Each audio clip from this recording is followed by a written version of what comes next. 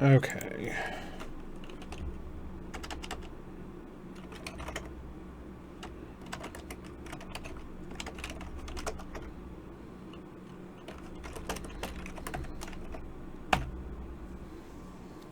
Whatever.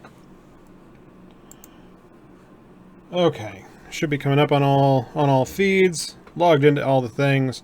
I just got to finish pulling graphs. We have a new one for tonight's thing because I have so much to say about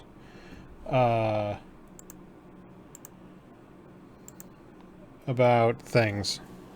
My political affiliation. I have a lot to say about Plex, so that should be at least interesting.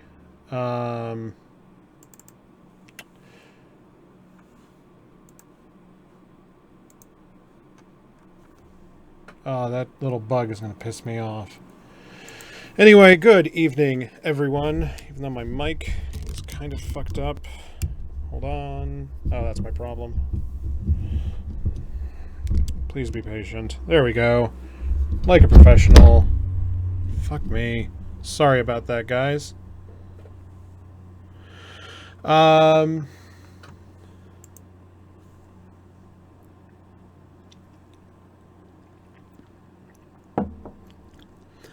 We should have a pretty interesting show tonight, like I said. It's been an much more interesting week than I anticipated.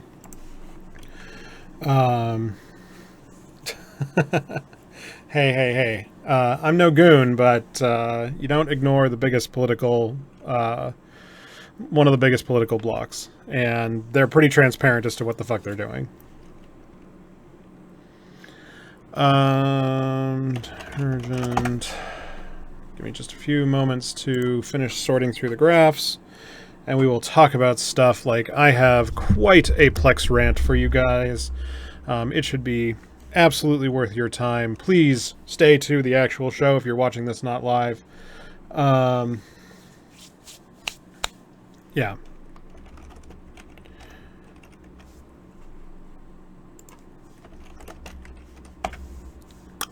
Whatever. Sig 2.0. Sig minus 2.0. No.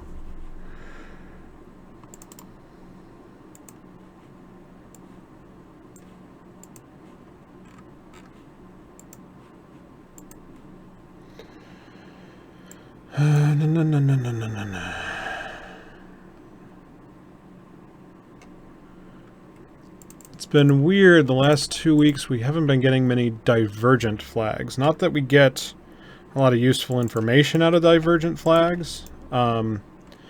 Just that usually there's more stuff that acts unstably, I guess is the best way to put it.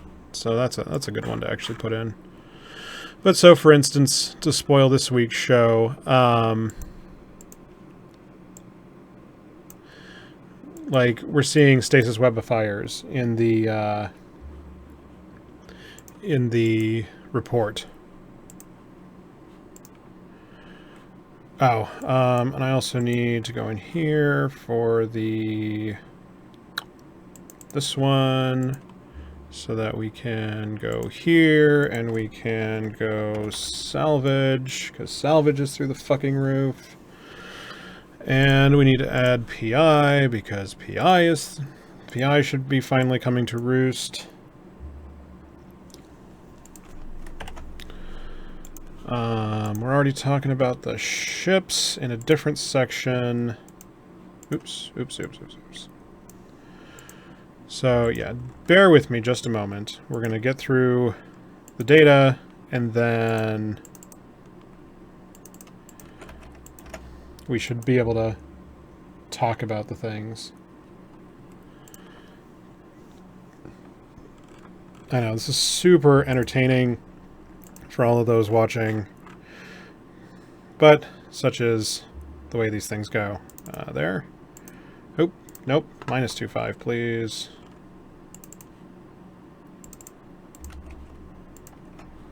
Ooh, ooh, bad day.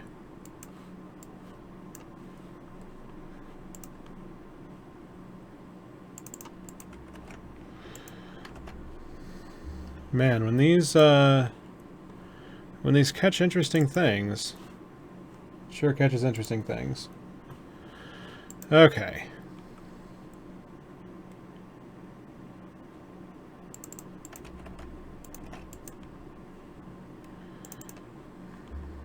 Nope, forward, that button, 2.5.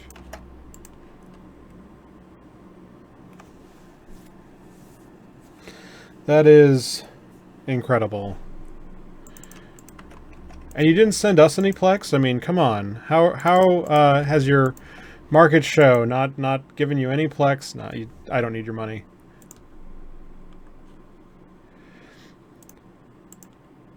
I do need to go... I do need a little bit to... I do need to go cash out some of my own for a little mini thing, but I'll talk about that when we get to it. Do we care about cyclones? I guess we can talk about cyclones. It's weird.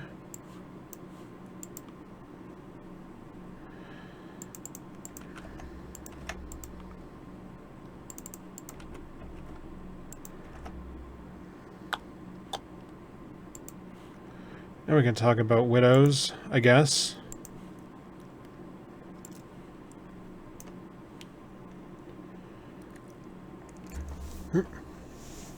Go away.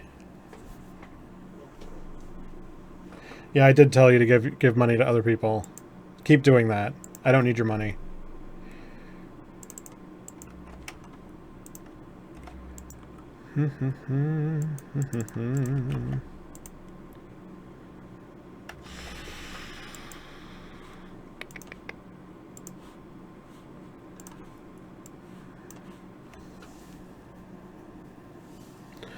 Oh, and we want... Well, I'm surprised I haven't seen those yet. So... Let me do a thing.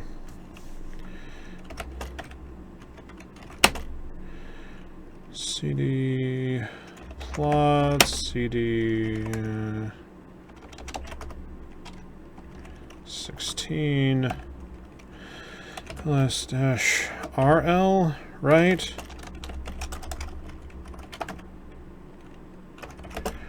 Grep for...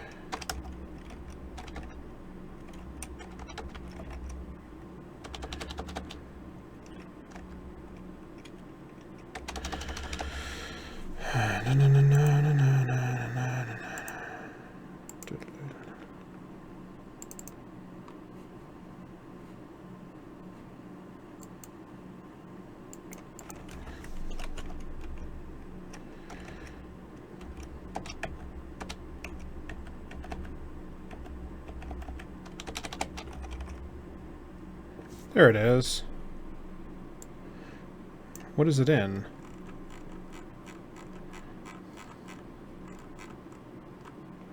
Oh, I do have that.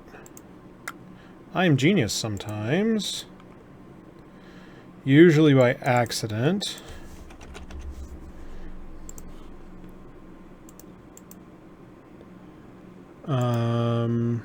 Let's put it here, I think. Thank you, Abaddon. I would have forgotten to do that. Okay, what else was I looking into? Right, back to the thing.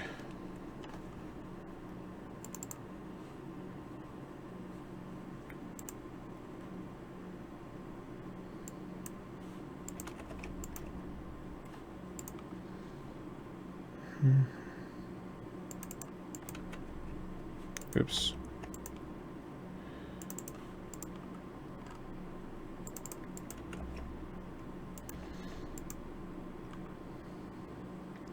Wonder why that didn't trigger the other analysis. It's a little bit weird.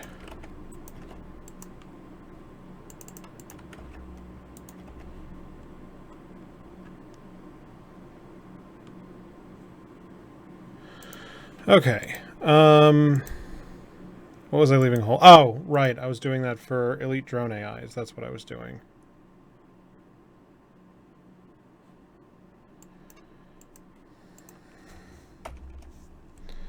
Elite Drone AI goes right there, and I think that makes this a show.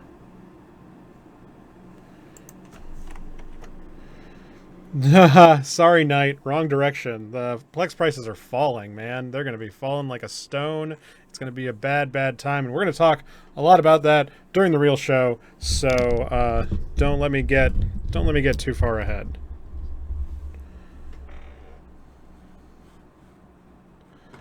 All right. Did we spammed everybody? We tweeted the things. We've got graphs. I didn't crash anything yet. We can get rid of that.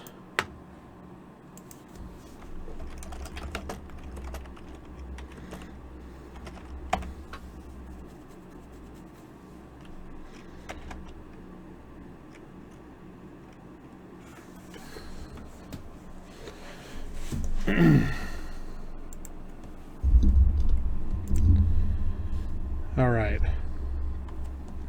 There'll be secrets. There'll be secrets. I promise. I don't agree. We argued about this already, right? Right? I fundamentally do not agree that Plex is going up. If you're going to bet on Plex going up, just give me your money, because you're going to eat it anyway. If I may be so rude. We're going to talk about how I feel about Plex, because this is like the best, this is the most coherent I've really seen the picture come out for forecasting, and I thought I'd at least share that because I'm trying so hard to get through. What I want to do is write up a really big, like a 30-minute video for you guys about how to think about Plex, because to be completely honest, I hate just about everyone's ideas about Plex. There are very few people I agree with on Plex. There are a lot of reasons for that. It's that.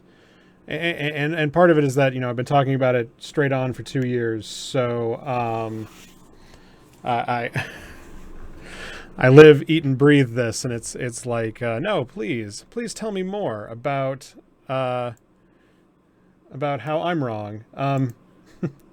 Actually, the thing I hate, if I may be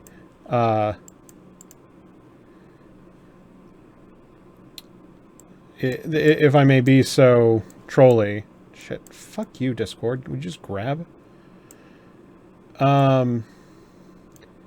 Is that I really hate reading articles and market discussion or whatever about, I have a political opinion and I am going to use Plex to try and prove it, which always just makes me laugh. It gets it gets me doing the serious Wonka, like, yeah, no, please tell me more about how Plex prices should be controlled because you have a socialist ideal of the way the world should be, or that the pictures of one or two little things and you're missing a lot of forest for your trees. But yeah, I and thankfully, Quant has been releasing the numbers that actually make it so we can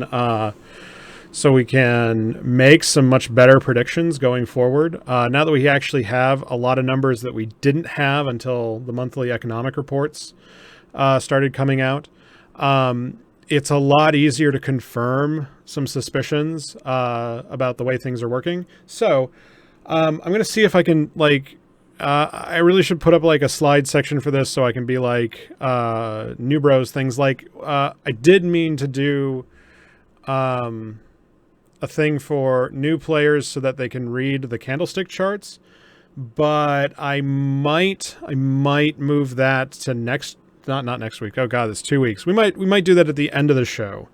But yeah, the price, I shall share my opinions from my soapbox so that you guys can at least try to prove me wrong, because I do like arguing about it. I feel like a lot of people come to this with some.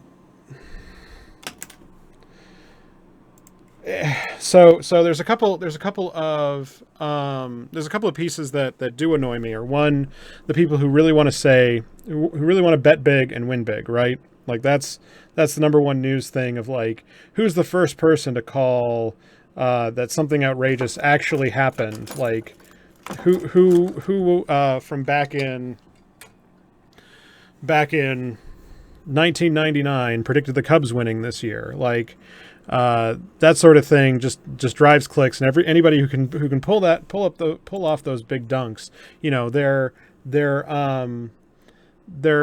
like your half court shot, right? You make it and you're a big fat hero, and if you don't, well, I mean, nobody took you seriously in the first place, right? So the next is that so when it comes to Plex driving, like a lot of people will take a positive or negative outlook and drive it really hard and not really realize that they're saying the price will go up or down 40 or 50 or 60%. When the bounding on Plex is actually a lot better behaved than that. I mean, we can even look at it right here in the pre-show. Let me pull it up in full glorious HD. I mean, just looking at the last year of Plex prices, we can see that, for instance, two things. There are two things that help guide my bounding, and one of them is that, and we're going to talk about the second one in a bit, is that the behavior of this bottom graph, the relative strength index for Plex, is actually really well behaved. Plex plays like a real life stock. The bounding bars need to be moved out a little bit compared to some other things. So like, for instance, we see relative strength stay up higher. You need to set this higher bound to 75 to 80, perhaps, to really be able to use the top bar as overbought. But we see the drops into oversold are extremely short. We see them turn around extremely quickly. Even if the net trend holds, these collapses get absorbed. And so, other than the sharp points here, we can see that, okay, well, we were in a period of contraction here. Great. The rate here was basically bounded by this bottom line, saying that we couldn't fall any faster than that. Now, this doesn't tell you when the falling stops, unfortunately. It just tells you about the last 30 days, how steep the slope can be. But like for these periods of extreme weakness, like being under the oversold line is extremely hard to do. And like the down curve and the up curve are like, the down curves especially are very linear, where the up curves might be a little more sporadic and more exponential.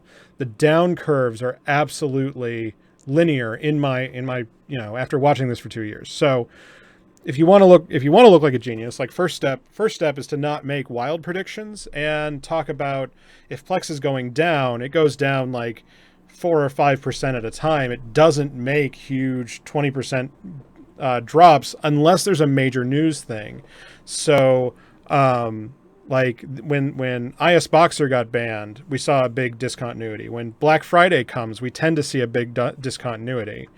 I think this cuts off before, yeah, this cuts off before Black Friday, so we can't actually see Black Friday on this picture.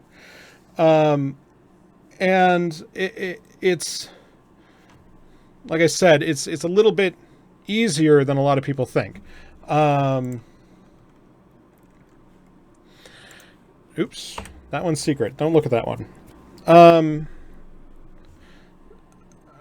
then the second piece of it is that I don't think, and we're going to get into this, we're going to get in the weeds of this big time during the show, is that I don't think a lot of people understand how Plex is tied into the economy, especially that because you really need to think about Plex the way you think about cash as a supply and demand, because Plex entering and leaving the market doesn't change things like minerals mined or ships that exist or number of hours done in production.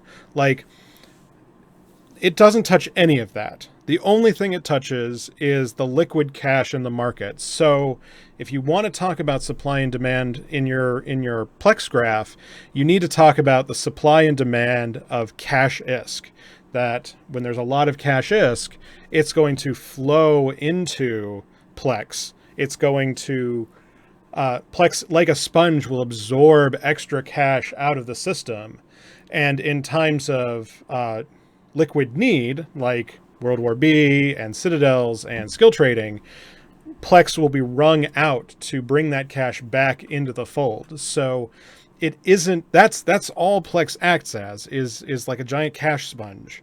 And so because of that, we're gonna talk about my 3-month forecast on this, because I think we're gonna have a bit of a perfect storm. And there's actually a piece of the picture that I don't think a lot of people have caught up on, that I'd like to get on my soapbox and tell you about 4 weeks before I'll actually have a fucking blog out about it, because I have to write new graphs and it's going to take forever for me to finish those. So yeah, we'll talk about that in pretty decent depth. But let's go ahead and click that one. Do a bit of a 5-minute before thing.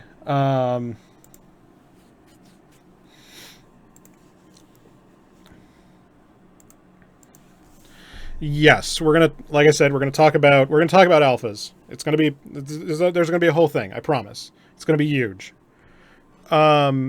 So quick 5 minutes before the show starts, just a quick rundown for anyone who has not seen the show before.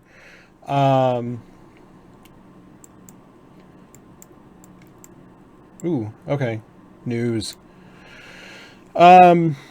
So the show runs about 45 minutes. Feel free to chat in chat. I am watching both YouTube and Twitch. We're broadcasting in higher quality on YouTube because until recently Twitch wouldn't let me.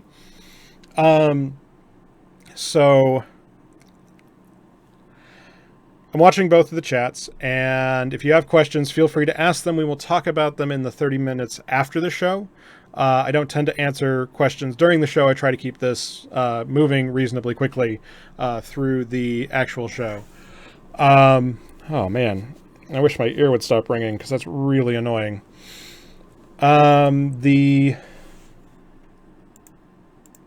Oops, that's not the right button. That's the right button. I'm watching both of the chats. Whoa, hello. There we go. Okay. Words. Right. So, the graphs are made in R. I have links to make the candlesticks for you guys. I can share those again. I don't know if they're in the doobly-doos anymore. All of the data we use is publicly gained. I don't have any magic data sources. You could do this. We do have the sources open. Those links should be in the doobly-doo. If you want to have more stuff to reference, be sure to check out the blog at eveprosper.com. There's tons of graphs there. I'm trying to put out more dev blogs. I do enjoy talking and writing about Python, so that's basically my filler. If we have nothing to talk about, is I will talk your guys' ears off about Python. So let's see, what else do we have? We will not be on the air next week because it's American Thanksgiving, and I'm going to eat turkey until I'm stupid and try to get some work done. So, like I said, there's a lot of Python stuff going on behind the scenes. I have some goals I want to hit by the end of the year, blah, blah, blah. I've talked about this on most of the shows, and I'm going to put out big dev blogs as stuff comes out. Let's see, what else? I think that's basically all of the stuff, other than what we'll do in the start of the thing. Be sure to share this with all of your noob friends. The YouTube stuff will post automatically. Will all of that just goes automatically, so you don't have to do any work. If you miss any of the show, you can always go there. All of the archives are there in their entirety. Sorry, I don't edit. The reason we don't edit is that YouTube covers us, and it takes like a little over 2 hours to edit the show, and I'm already spending like 5 hours a week producing. So yeah, I don't want to make that 7. That's just me. I'm bad. I'm sorry.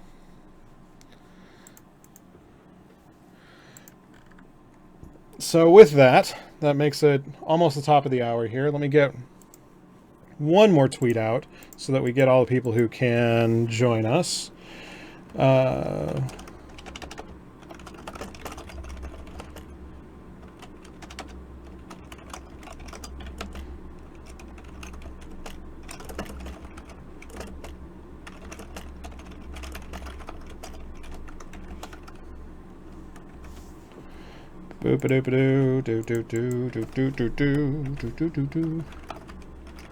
Oh, and one more quick warning. If I see anyone being shitty about politics, I'm banning the fuck out of you. Period. I'm not playing that game. I get memes or whatever, but if you're going to be nasty, I'm going to just take out the ban hammer. That's the one warning. I'm not playing that game. So with that, let me go click the right buttons. And click the right buttons, because I know what I'm actually doing. That's the right button. Reset this so that I'm actually on the right slide. Present. Turn on the laser pointer. Great. Great. It's not what I wanted. We have been tweeted. We have been linked. Let me turn off the fans so that we get at least a halfway decent audio quality in here, like I'm some kind of professional. And yeah, let's get this show on the road. That button.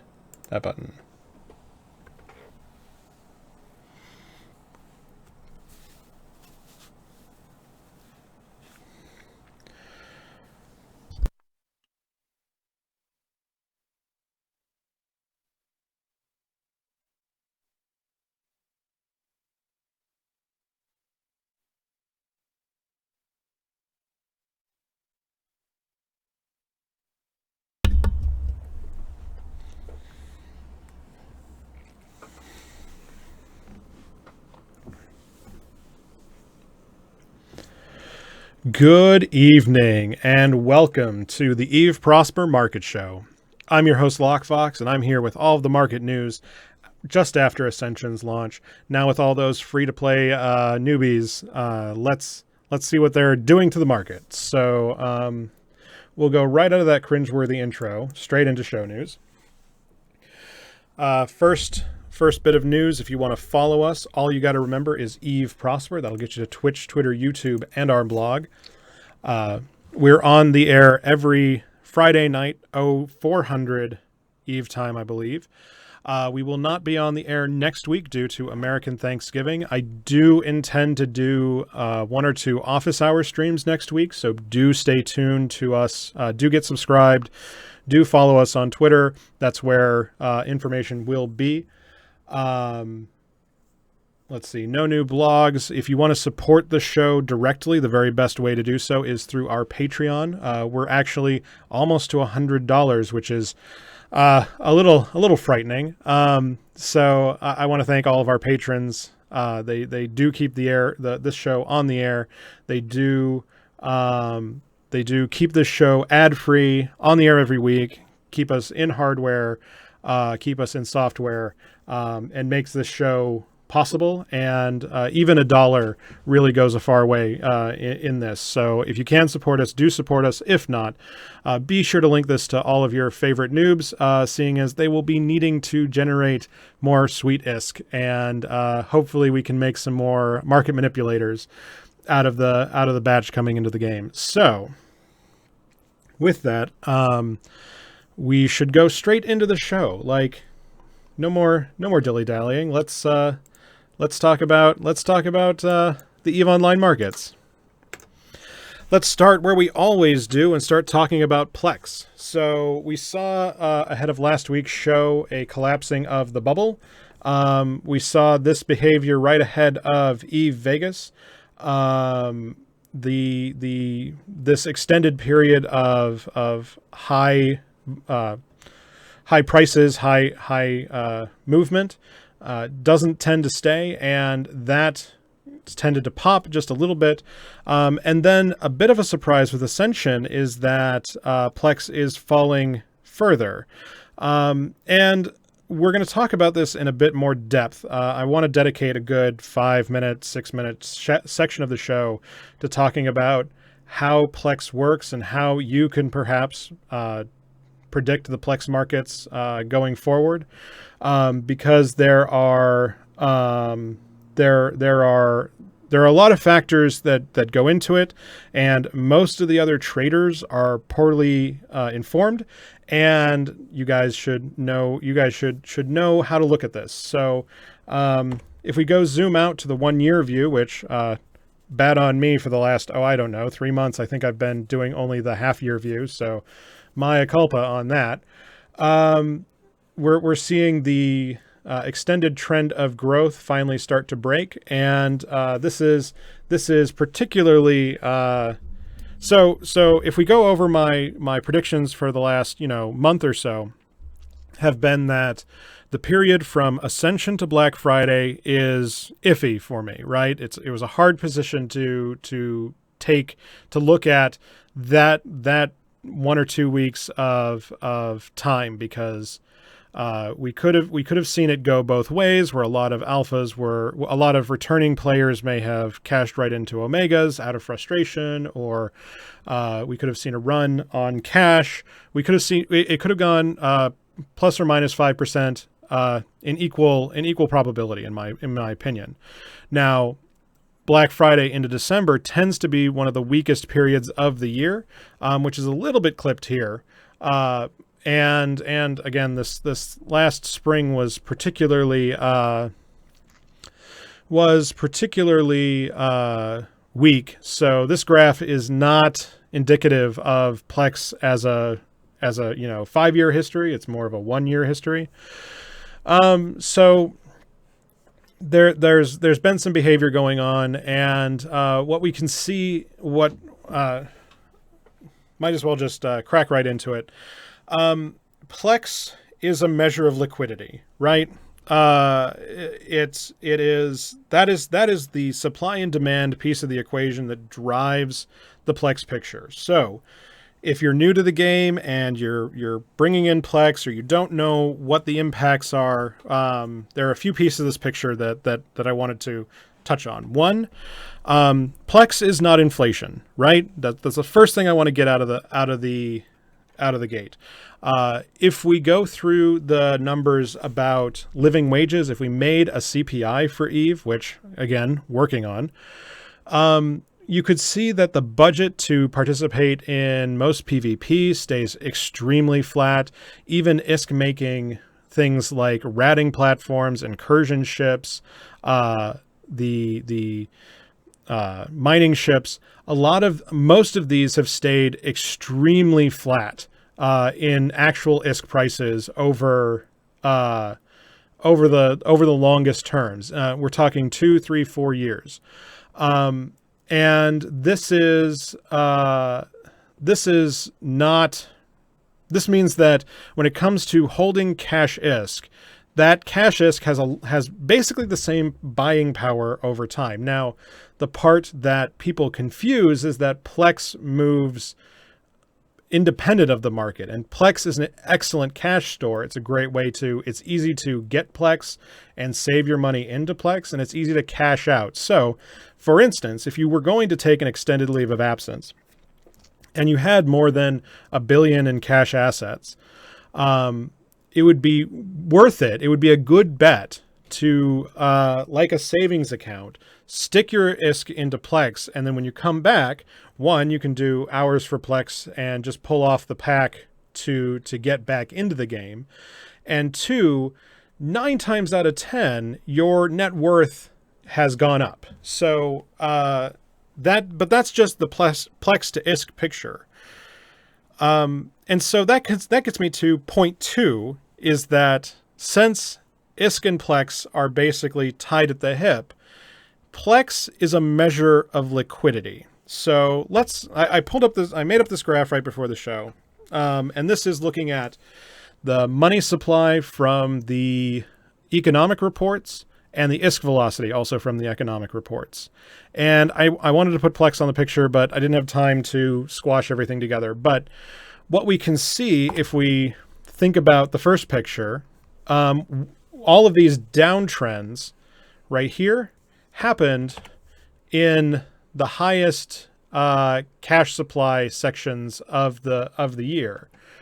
We saw huge cash growth during that period. We saw extreme ISK velocity. So we see both a quote unquote potential, if you're talking physics wise, like potential energy in the system in liquid cash, and kinetic energy in the system in the amount of cash going from hand to hand, meaning that the demand for cash was so high that people were struggling to meet that demand. And to do that, that means you sell off Plex. So if you want an extremely simple picture, I like to think of Plex as a cash sponge. That means that when times are good and you're generating a lot of money, it makes sense to take your extra money and put it into storage in Plex, because it's as good as cash. It's easy to redeem back into cash. You'll never not be able to get your money out. You may just not get the same amount of money out as you put in. And then when times are tight, well, you just go to the Plex store and you start wringing those things out, and they're always going to be good for cash, even if you may have lost 15%. Like, the odds of losing 15% are much, much lower than gaining 10%, especially if you're using more traditional, like continuous investment strategies where you're always buying Plex at a fixed interval. That'll help maintain your net worth over time. It moves in demand to Plex, in demand for cash. So we saw, as cash was starting to come flush with the fall coming up and activity coming back to the game, and then as EveBet was cashing out legitimately, a lot of people were getting more and more cash in their wallets, means that they were buying more and more ISK. Again, if you go, you can see that this price trend, as cash comes into the game, we're seeing more and more and more of that cash getting moved into Plex. So that comes to our 3-month picture. Like, this comes to the spoiler part of the show. What do we think Plex will do between now and February? Is that I believe that the price is going down. Now, part of that is that Black Friday sales tend to clobber the Plex market. So we have the chance to lose about 10% out of that transaction, getting us down under 1.1. But I also believe that, and we also have the downward pressure of people bringing up ECs, especially super capital producers who may have been caught flat-footed by the the new blueprint changes that they're going through, since supercap build times are being doubled.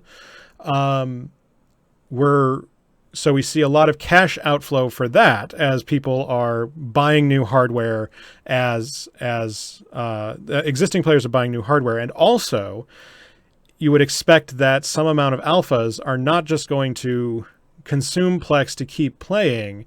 They're going to use Plex to get that leg up, to get injectors, to go get the ships that they need, because a billion ISK goes a very long way on an alpha salary. So this is a good period to be selling, but I think the price is going to go even further down, because the last piece of my picture, this is the sort of spoiler that I haven't heard from anyone else yet, so you heard it here first, is that the mining change, I think, is going to be the long-term downward pressure on Plex over the next 3 months. Now, that's a weird thing to say. Didn't I just say 5 minutes ago that selling Plex does not create tritanium, does not create items, it only creates cash, right? Well, the reason I say that is that, let's say you're a nullsec ratter, and you've been ratting in your carriers, your Ishtars, your whatever. You're doing basically AFK cash production. A lot of Goonswarm guys love doing this. Drone regions are pretty famous for doing this. A lot of nullsec bears are basically watching Netflix on one screen and ratting on the other for essentially free cash, right? So mining provides an opportunity to make much better ISK per hour today. Not that I think that'll stick, and we'll talk about that when we get to minerals. But that means we go from a cash positive transaction of bounty payments, because bounty payments print cash into the market. Bounty payments are a fountain of ISK that come into the market, and that ISK does not get destroyed until it gets consumed by an NPC somewhere. So your taxes, your alliance fees, your broker fees. So that is a fountain that needs to then find a sink. Oh yeah, and faction warfare payouts, like cash is generated by things like killing rats, and cash is destroyed by things like taxes and fees. So mining is a cash neutral position, right? Adding more titanium to the game does not generate any ISK at all in this sinks and faucets picture. And if a good number of these high grade ratters change professions because mining in Aurora Qual is good money, and the panic button gives you the opportunity to protect your investments extremely easily, especially if you're well organized, you're going from a completely cash positive operation to a cash neutral operation, meaning that the incoming printing of ISK should go down. The cash supply, the picture we're looking at here, the actual money supply, I expect that number to go down. But if we go back to point number 2, if cash goes down and I still need the same income to participate, to still keep doing the things that the CPI says are going to stay the same price, that means that Plex are going to come out of the system to meet the demands, to pay the miners, to get the payouts to the people who are doing the work. And though I do expect the ISK per hour to go through the floor for mining, I also expect the bounty payouts to get cut by 20 or 30% in the next 3 months. So I think Plex is going down. I think we're going to see a 1 billion ISK Plex before February 1st. I have a hard time saying anything lower than 950, to be honest. I think we're going to stay. I think Black Friday gets us to 1.1 or 1.05. I think we'll be relatively stable through New Year's, because I just think that game traffic is going to stay relatively stable. Might be slightly down to 1 billion at New Year's. But I do expect Plex prices to fall, and we're in a dangerous place if you wanted to be a tinfoil hat wearer. It's software blackout time for software developers. So American Thanksgiving is next week, which gives a 2-week window afterwards for any hot fixing, and then up to a 4-week period of holiday blackouts because of New Year's and Christmas and other family and holiday traveling, which means the period from about December 10th to January 10th, you should expect nothing from CCP. Maybe an event will get queued up, but they're all out of the office. So if the mining changes happen in the quantities that have been rumored, have been promised, and I use that, I'm going to put as many air quotes around that as possible, we could be in a liquidity squeeze, and a Plex sale will not fix that. If Plex starts to free fall, if we can get to 800 million ESC Plex by February 1st, then I'll start actually worrying, because if the cash supplies get too tight, things are going to get weird, and people's existing expectations of growth are going to get wiped out. And even though it might be healthy for the game in the long term, even though lowered total cash in the money supply should go down, like there aren't many people who think that we should go up to a quadrillion ISK in liquid cash. It should be. It hurts in that human anarcho-capitalist soul of ours to see numbers go down like that. Like if 100 trillion ISK came out of the market over the next 3 months, Eve would probably be relatively healthy, but we would feel like shit getting there. And that is a dangerous slide to go into. So, I think that's only a tinfoil thing. I think it's a 1% probability. I'm not that worried about it, but if you wanted to worry about something, that's something to worry about. But with that, let's go ahead and get back into the real show. I've ranted about Plex for a good twice as long as I meant to. So let's go get into it. Back into Plex right now. Supplies, buy orders are peaking in JITA, which is weird. I don't know if maybe alphas haven't got the memo that you can do margin trading for free in Citadels, but you might not be able to as an alpha. I don't know if you get remote orders. The supplies are looking relatively stable, but again, I expect this number to essentially double on Black Friday, bringing us up above 1,000 units, which again should bring us back down to the 1.1 region, somewhere down here. Next, looking at the other RMT tokens, again, things are staying hot in the body resculpt certificates. Even right after launch, we're even seeing the buy orders start to tick up, which says to me that people are actually buying resculpt certificates, which is weird. Never thought that would happen. Again, we're seeing things stay relatively stable. Again, skill extractors continue to be a decent hedge against Plex movements, but they only save you for a few days. They continue to be the best way to spend your cash money, personally, but that's the way it has been for a while. Skill injectors. So if you are a zombie farmer, you've been making... So again, I apologies, because I keep forgetting that there are a whole bunch of new players in here who may not know the lingo. So once skill injection was released, there was a huge run on the character bazaar to basically buy up every character, liquefy their brain meat, and sell it as injectors. It's been basically free money since the thing ran. It's been an opportunity to make something like 1 to 500 million. No, it's like somewhere between 1 to 200 million ISK per character in free money, which meant that per account you could make like 500 million ISK, and then just as many accounts as you could stack. It was free money. You got all this extra margin. You were getting paid just to have characters to scoop brain matter out of. That came to an abrupt end. We saw some crashing ahead of Eve Vegas. Hold on one sec.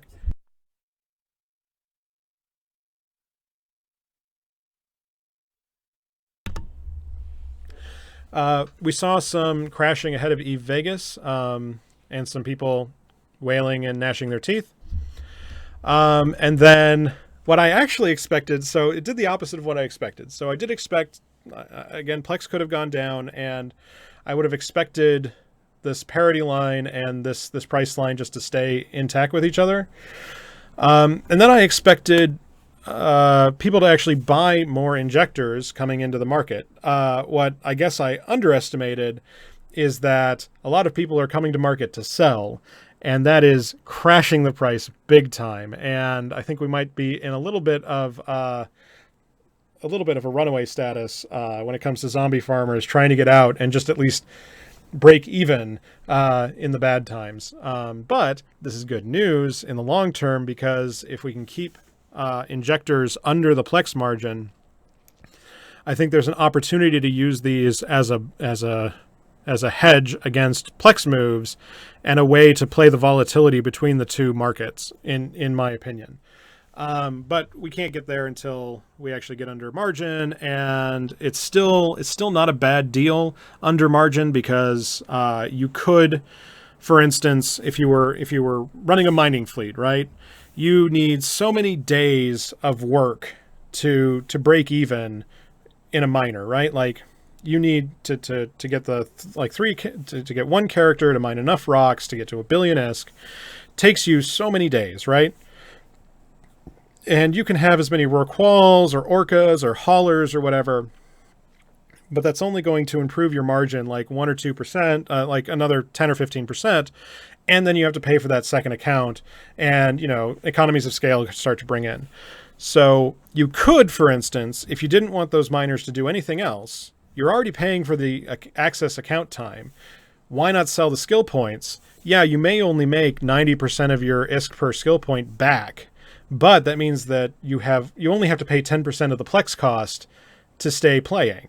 And that makes income generating accounts way easier to maintain, except that you have to be able to give up the skill points. And I know that's been a hard pill for a lot of people to swallow. So until that starts happening more, I don't think we'll just keep seeing what we're seeing right now. Again, looking at skill injectors, supplies on the market right now are pretty hot, bringing the prices crashing down. I think this is also an overreaction to the Plex price crashing. So hold on to your butts. I think this is going to get worse before it gets better. I would not buy into injectors until after Black Friday. Like, I would definitely put a stay away from this market for the next 10 days kind of warning. Moving on to our indexes. So again, we don't quite have the resolution to see this yet, but we expect a big uptick in this yellow minerals number. The ships number continues to be weak. I was sort of expecting that to turn around, but again, we've lost a few days of resolution. We should have a much better picture next week. We're seeing the net trade happening in skill trading go way up.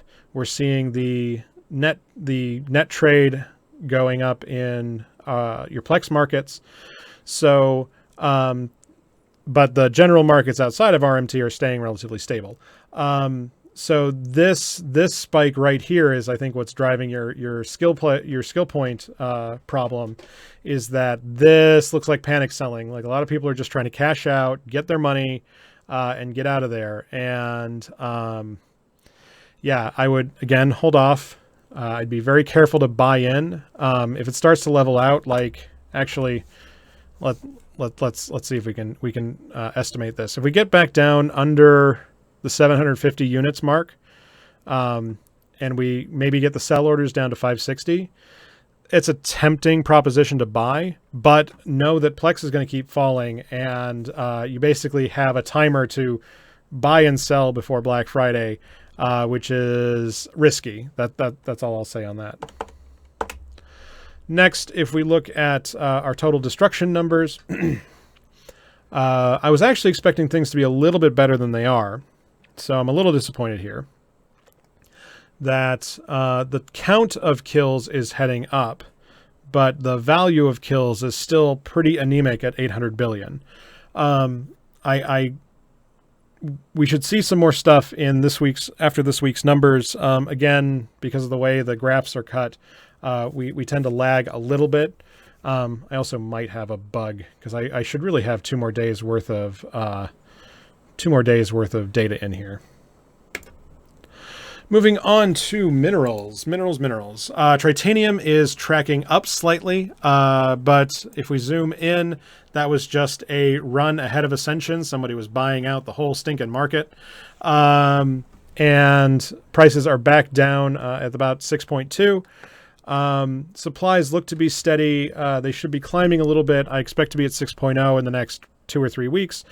I had said this last week that I do expect Tritanium to stack to the ceiling, essentially. But to get there, I think is going to take a long, slow burn. And that's basically the demand side of the equation falling out over the next, next 2 to 3 months. Pyrite has been sliding. We're just about to 8.2 at the moment. And actually this latest slide is a little weird. Supplies are staying steady at the moment, and I do expect them to grow back up to the 6 billion mark, but I expect that to be kind of on the slow side. This would be coming out of nullsec compression, essentially, and I think that the compression ratios are relatively stable, so that not too much extra pyrites coming to market, but there will be enough to move the price down sub 8, I believe, by New Year's. Mexilon is staying steady. We were expecting it to spike with Ascension, and we didn't really see that. I expected far more buyout with the ECs, but things are staying steady at the moment. If we see more capital production come in, we might see prices grow. But I think that the price is going down by the end of the year, and we'll be back around 60 by New Year's. I just don't know when we get there. Again, Outlook Fuzzy, ask again later.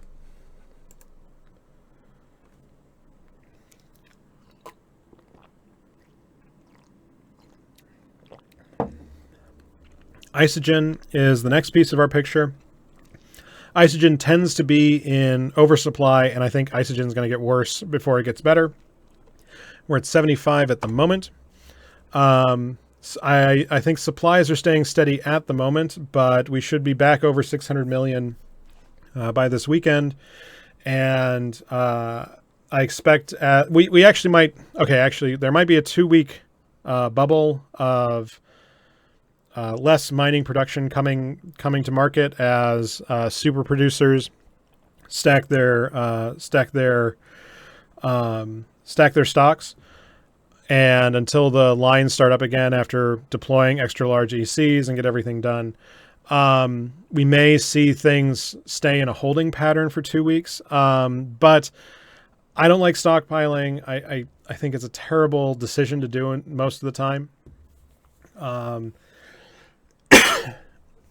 And I think we're going to be back over the 600 million units on the market point, which is going to put us under 70. I think I'm going to aim for 60 as a steady state by January 1st. Noxium had been holding steady at 420 every day, but has slumped and is now at 400. Again, what I expect out of Mexilon, I expect out of Noxium. that the compression ratios are pretty good, the value is pretty good, and it's sort of one of the choky points when it comes to high production, high value production. The supplies are a little bit weak at the moment, causing the prices to go up back again to the 420 every day range. I expect this to grow and be back at 400. Be back at the 400 price line. I'm sort of expecting a 350-ish steady state price once everybody gets their mining fleets going. Zydrine, which comes in a little glass vial, is tracking down. We were holding above 950, but as of yesterday, crashed through it. And this buy spread says we'll be at 800 in no time, personally. So this 150 million units mark, I expect this to grow to 300 million units on the market, which means that my actual long-term price prediction puts us at like 700 unit on Zydrine, which is 30% down from where we are now. That's a long way to fall. But Zydrine is one of the things you pay your mining fleets with. And that means that I expect every Rorqual to be basically stripping out their ABC and moving that Zydrine and Megasite to Jita, and there's just nowhere to put it. Megasite, similar picture. We're right at 1K a unit.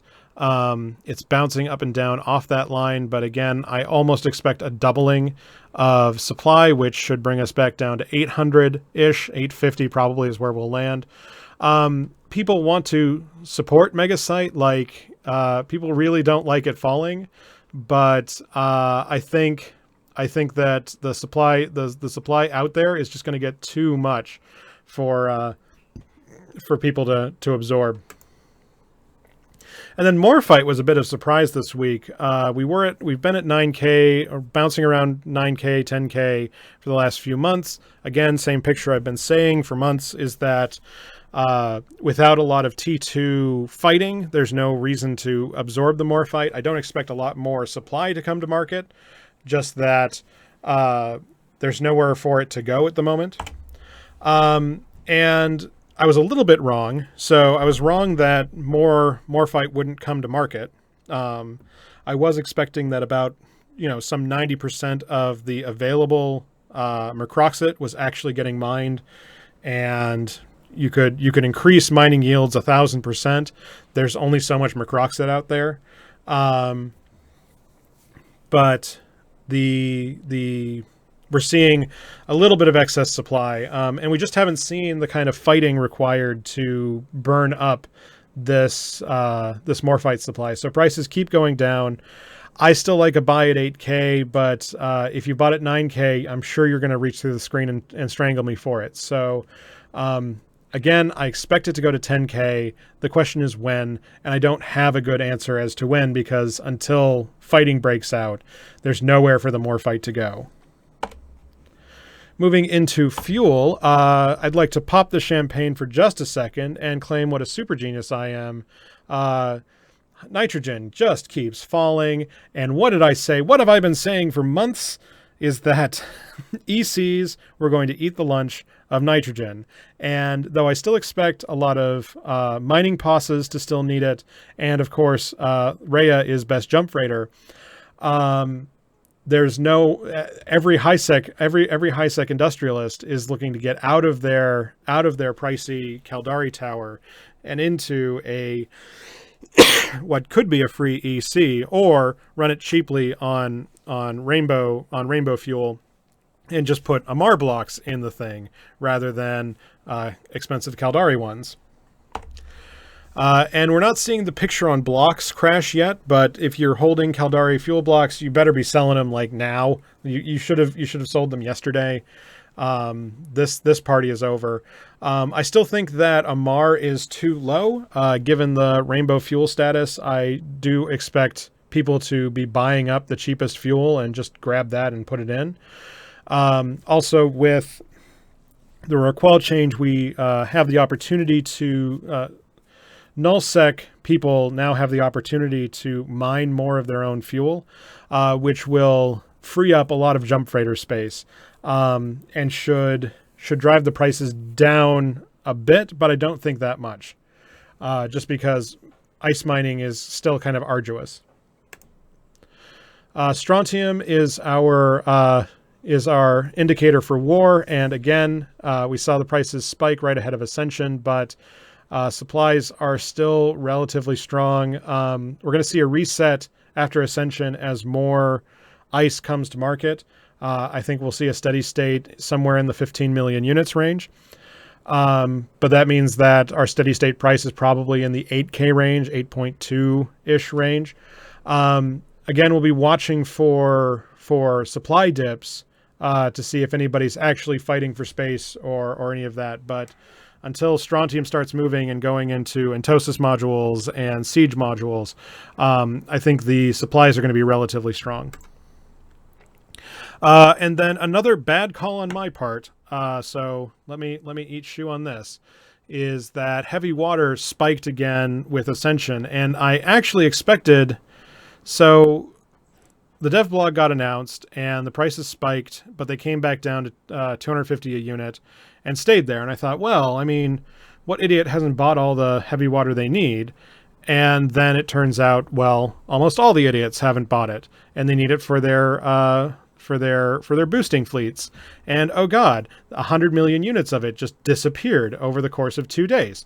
So my bad. If you have some, go ahead and sell it at 500. I think that your selling frontier doesn't get much better than that. And if you were holding, and if I did call it wrong and I lost your shirt, please email me. I would love to know. But yeah, let's go ahead and move into outliers, where we go through the interesting things that may have not been in our core baskets. First, we're going to start where we always do, with advanced materials, and a completely unreadable headers on all of these. So again, my bad. I've been fighting with R this week. It has been not my friend. There was a ggplot update that is screwing me up. So we see most of the prices down. Ferrogel, for instance, is one of the ones driving me a little crazy at the moment. Nanotransistors, again, are down, but we're going to actually talk about nanotransistors in a minute. Phenolic, the things in the middle, your fulleриdes, your phenolic composites.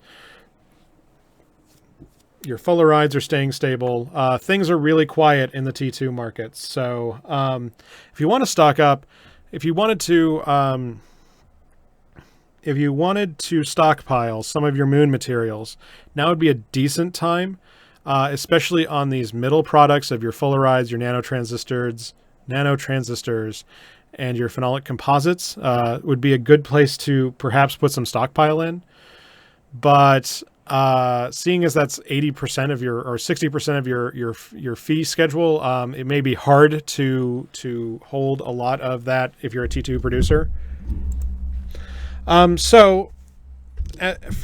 Sorry, pardon my mic noise. So we're going to do a bit of a lesson on the moon markets because I'm seeing a trend here, and I wanted to outline the way that I would exploit it. So don't everybody jump on this, because if you all do it, you're going to ruin the party. But let me explain how I see the moon markets. It's one of my favorite markets to speculate into because of the reaction chain.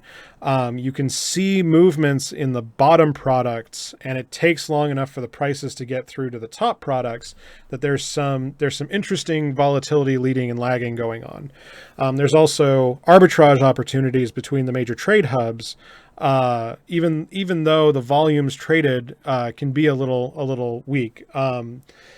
The reasonably predictable volatility and arbitrage works well with arbitrage as a way to basically double dip your profits. But let's get into how we would look at this. So right now we're looking at we're looking at neodymium. It's one of the, I believe it's an R64 is what it's called. It's one of the rarest products out there. It is not regionally locked. It means it comes from everywhere in New Eden. It just is, there's a lot of them, right? There's just not a lot of the moons doing it. It'll earn you somewhere in the neighborhood of 1.5 billion or 2 billion a month, just mining it and selling it on the market. So what happens with neodymium is that this is what's called a money moon. And this is the thing the nullsec guys fight over because, again, it's free and easy money. It's just, you basically put an oil derrick on it and you extract money, you get paid. This is how alliances fund a lot of their baseboard wallets, because you don't have to you don't have to tax the general people. The mechanics work really well. Like it's income for nullsec alliances. When towers change hands, when there's a big fight, there tends to be a couple of things that happen. One, the people who lost tend to liquidate a lot of stockpile. They may have been holding some for a rainy day, but as they lose the assets, they tend to liquidate out the supplies, leading to a supply glut. And then once the new masters take over, that glut tends to get absorbed, and once it's back at full production, the prices tend to rise again. So what we're seeing here is that some people have gone back into neodymium mining and are not bringing that neodymium to the market. They're refining it at home. Okay, this is leading to a neodymium price to go up. I don't think it's going to spike, but we have an opinion that we're going to be on an uptrend. I don't know when the uptrend will finish, but an uptrend gives us something to talk about further down the line. If the price of neodymium rises, the price of, not platinum technide, neomercuride rises, for instance. If the price of neomercuride rises, the price of nanotransistors is going to rise. So neodymium is a very interesting piece to watch. Also, dysprosium is the other one I like to watch because dysprosium goes right into ferrogel. And these two pieces give you something to watch for. So next, looking at technetium. Technetium is a much more interesting product. Technetium is regionally locked. So technetium only exists on the northwestern quadrant of the map. The drone regions don't have any technetium. The south has very little technetium. Like, this is all in your Veil of the Silence and your I don't know if Quirius has any. It's all on the west side of the map, right? And this is what's called an R32. It's twice as abundant as neodymium, essentially, right? But the catch is that where neodymium is sprinkled across the entire map, technetium only exists in one piece of the map. So it's technically possible for somebody to own the whole thing, and then you get OTech, and that's a history lesson. We'll have to talk about it later. But what we see ahead of Ascension is a similar pattern of moons coming out of the market and supplies dipping as that product is consumed internally, and the price spiking, almost doubling overnight. So we see a spike in we predict a spike in neodymium. Like, it hasn't happened yet, but we're in a reasonably good spot to do so. We've lost about almost 50% of the supply out of the market. The price has to rise. And technetium has also seen 50% of its product leave the market. We've seen the price spike there. Where do we expect this spike to wash out? And the answer, to spoil it, is in nanotransistors. And this is where things get really interesting. So this is the part where I'm probably going to cause a price spike, because all you guys are going to go and do what I just told you not to do and buy everything and make me look like Jim Cramer. So don't do that, because then I'm going to feel like an asshole. Oops.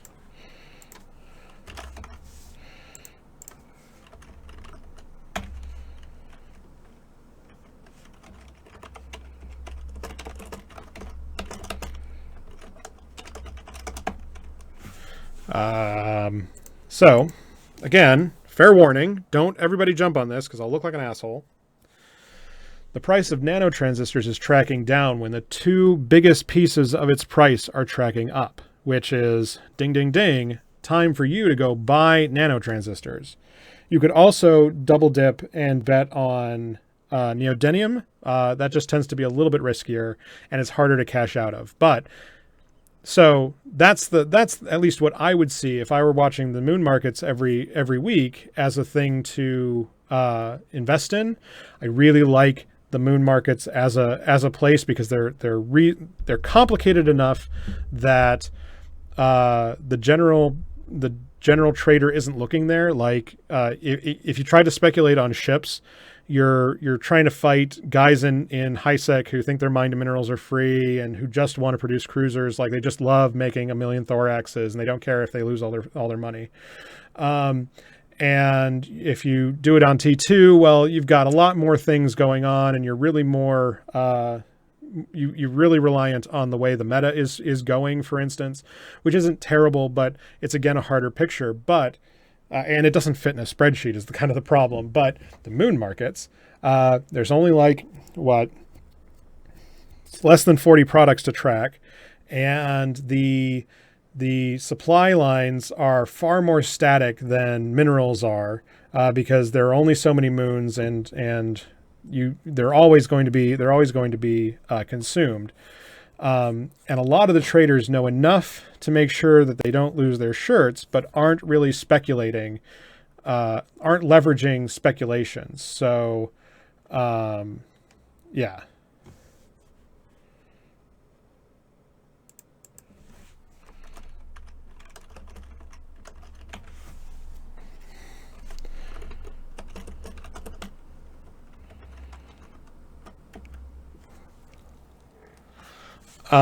So yeah. And it wasn't the 5th, it was the 14th. Anyway, we're fine. Everything's fine.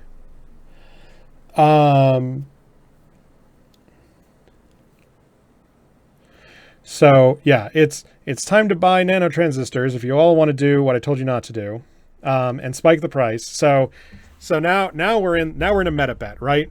Do you bet that nanotransistors are going to rise naturally because you're smart and you're watching the markets?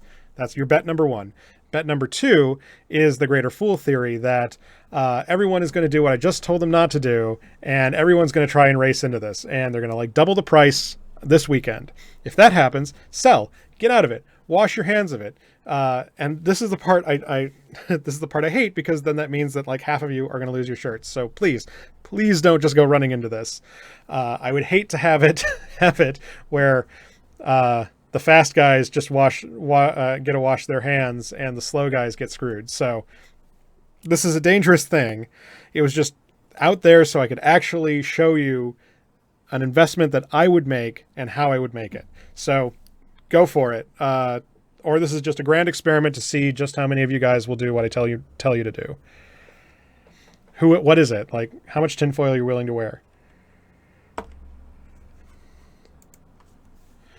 All right. Now that we've talked about a thing and crashed a market, and I'm going to get angry emails about for the next month, let's go into PI4s, which are actually not doing what I expected them to do. Broadcast nodes were down, and I expected them to recover over the 24 million mark. They did not. Integrity response drones are tracking up slightly, but again, my scales are totally washed out.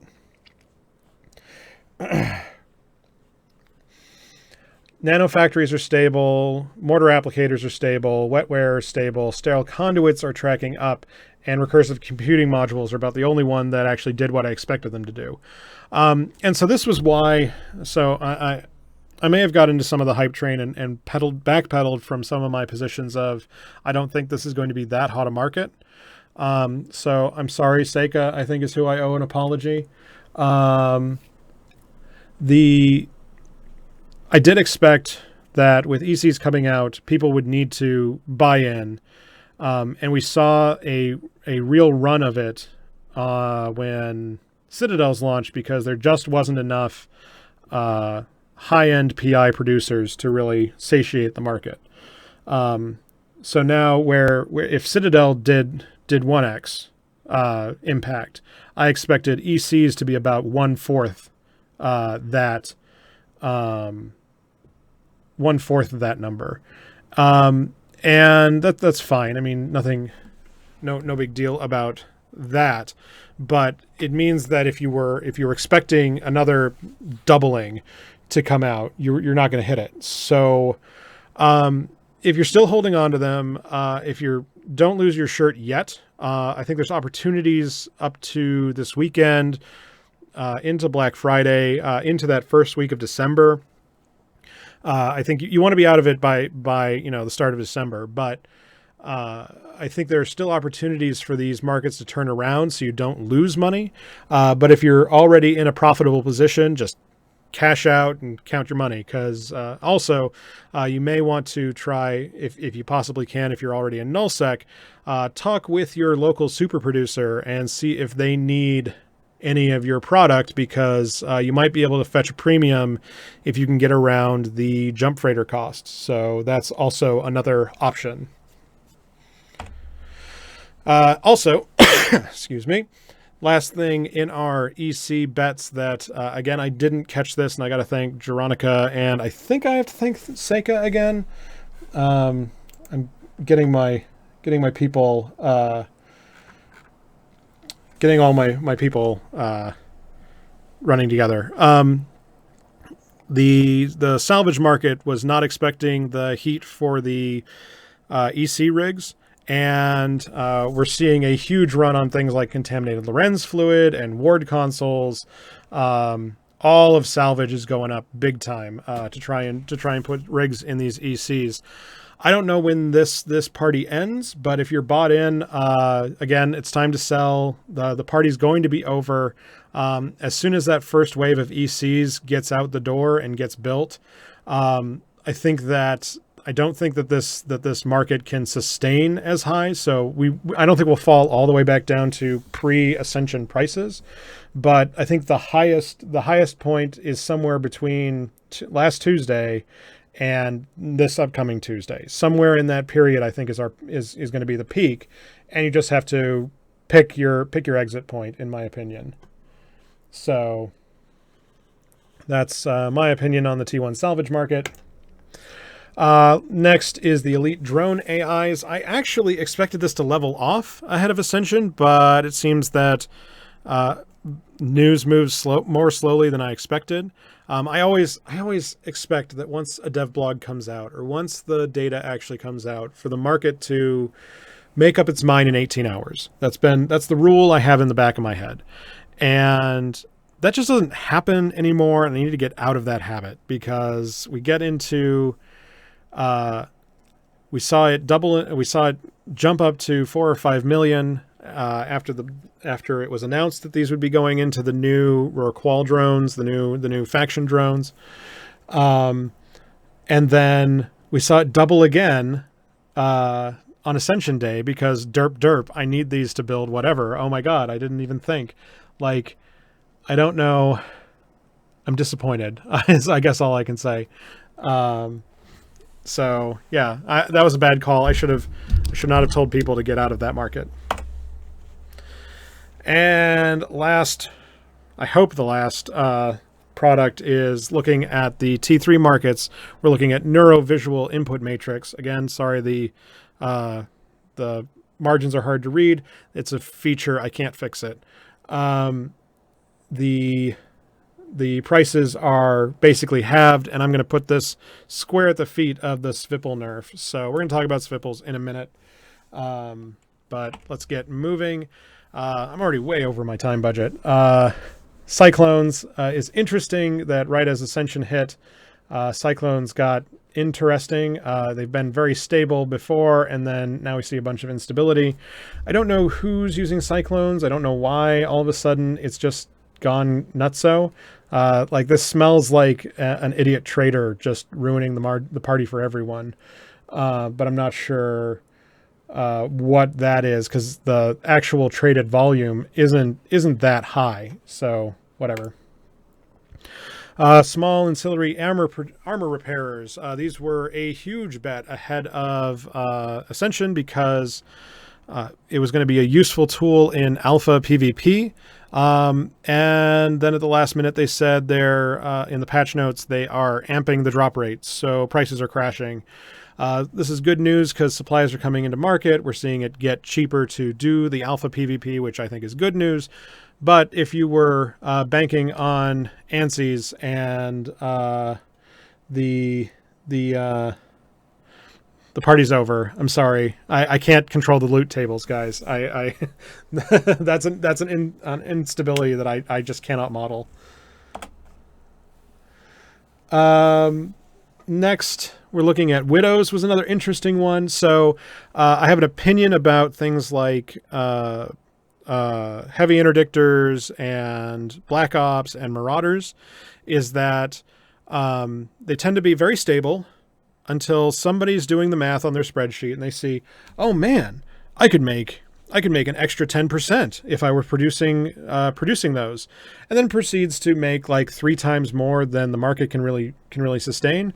Where Widows trade maybe 10 a day, they'll go produce 20 or something and then be stuck trying to sell them, and then some idiot ruins the party and pops the bubble, and then this turns into a weird lagging thing as the producers who were holding it up have to scale back, and the guy who does it, who has to wash his hands, crashes the market and feels like an idiot, and things get weird and laggy and leady, and they get really volatile. I don't have a good, I should generate a good model for this because I find it relatively, I find like this pattern rather telling in the production market, because it's always the same damn thing. Somebody overproduced and got greedy and ruined it for everybody. Capital armor repairers is another interesting one. These went way down, and I don't know why. Like, this smells like a recipe change more than anything, but I didn't see that in the patch notes. Also, it looks like there's a big sell-off going on, like somebody's getting out of capital armor and into capital shield, which I don't have my finger enough on the pulse of capital PvP meta to tell you why the price is crashing, but it'd be a decent chance to buy in if the production margin is thin enough at the moment. Stasis Web of Fire 1s are another unstable market, a great place to be putting bets for alphas. I'm still a little surprised how volatile this market has been, seeing as I still expect alphas to be using meta items. It seems like a decent place to be putting things, but like I expect alphas to not just use the bottom brow T1. I expect them to use your X5s and your whatever the other ones are. Moving into one of the last sections, we're going to talk about predictions I may have made or sucked at. Svipples, the party ended very abruptly. I did say the party was over like Vegas, and yet supplies keep climbing and climbing and climbing and climbing. And right as Ascension hit, yeah, this Ascension number is wrong. Why is that wrong? I should fix that. There's something wrong with my... Yeah, because that's Ascension. I suck. Anyway, party's over. 35 million is Fipple. It's. I should have also included the rest of the picture on there too, but Sestlavai. Gila is another interesting one we've been tracking for the last few weeks.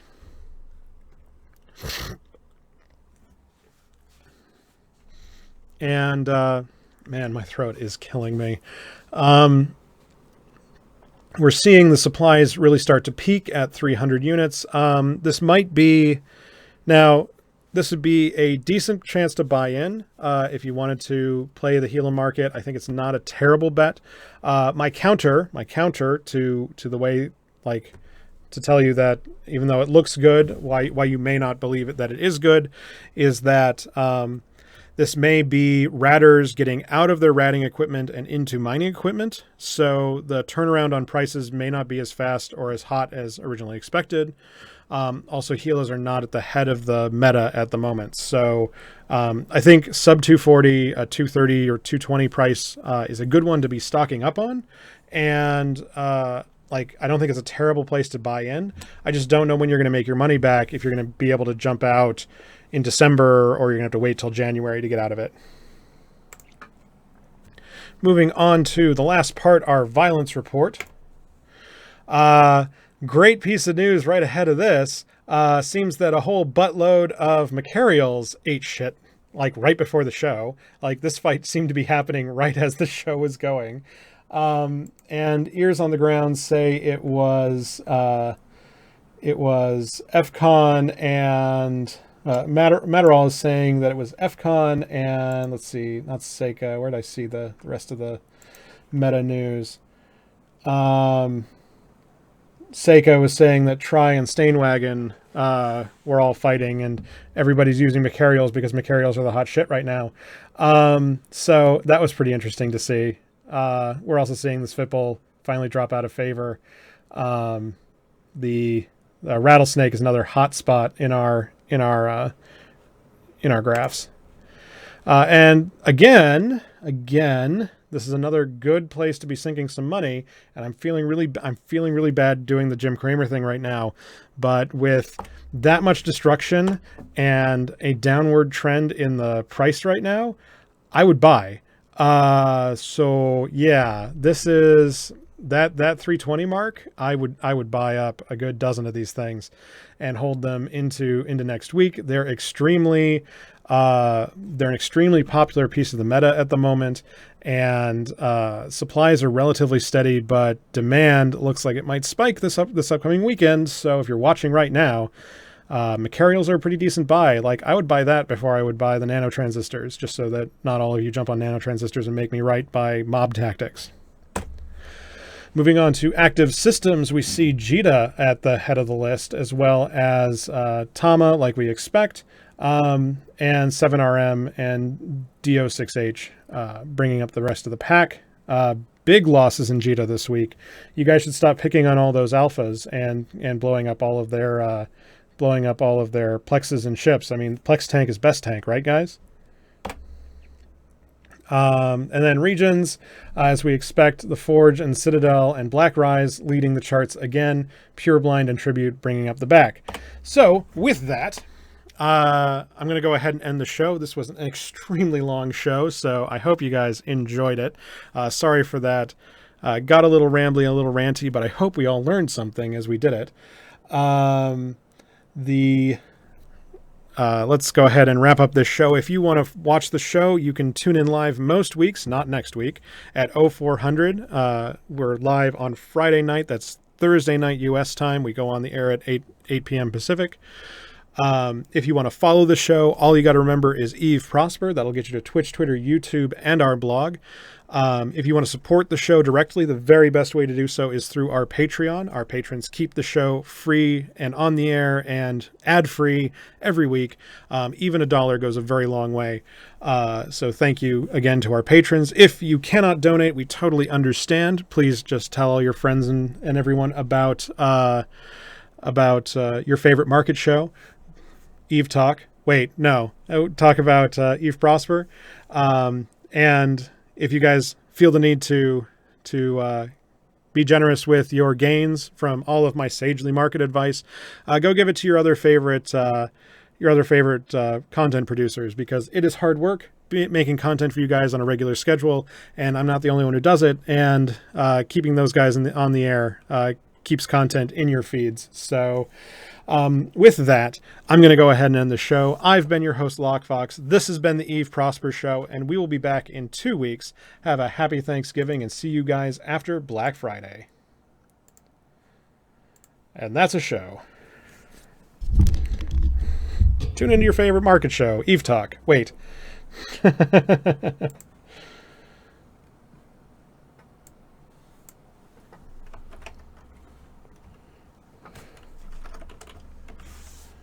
Do do do do do do do.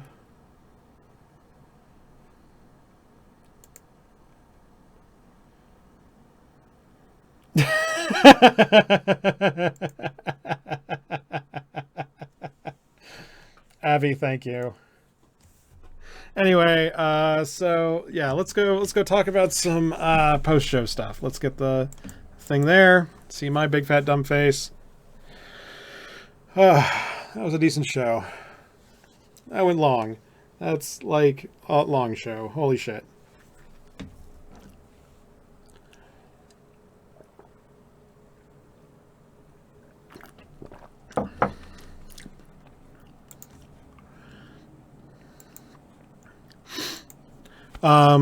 And now that you mention it, what's your butt? Grash? Was it Grash? Yeah, it was Grash. I think we might have a bug. Let's take a look. Let's not take a look at that one. We can take a look at the right one. That one. That one.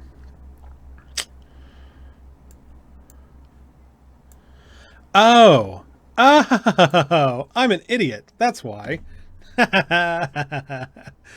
I was thinking 11 of 2016. You fucking idiot. Oh my god, why are you so bad at this? Jesus Christ. Oh, that's embarrassing.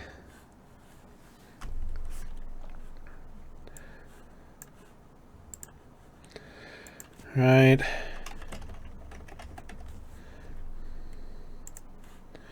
Ascension was on the 15th.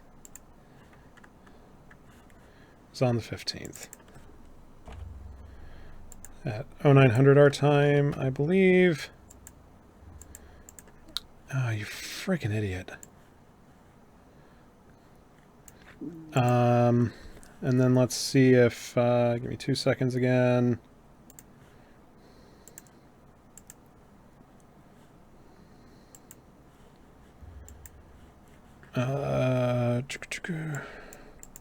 Let's make sure I don't show login credentials again, because I've done that before. We need that. Yeah, we need that. So we go back to that scene. Boop. And we look at our event list. I got it right there. Why the hell did I get it wrong the other ones? That one, please. Thank you. Yeah, I'm just retarded. Okay, that's fine.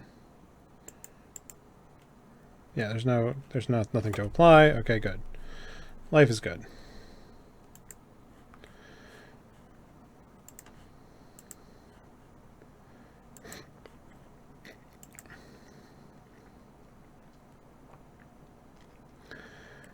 All right. Let's go through questions.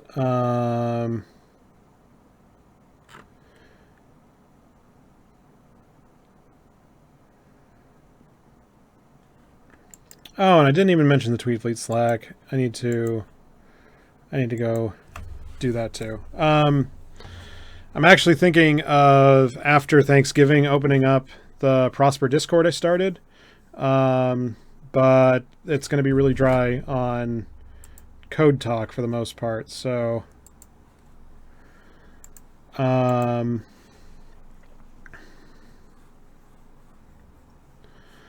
let's see. So, who had a question about injectors?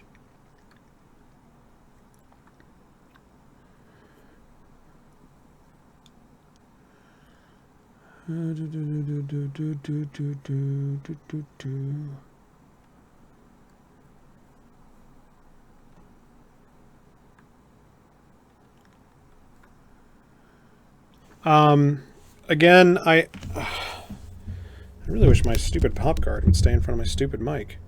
That would be so cool. Stupid, cheap Chinese thing. So,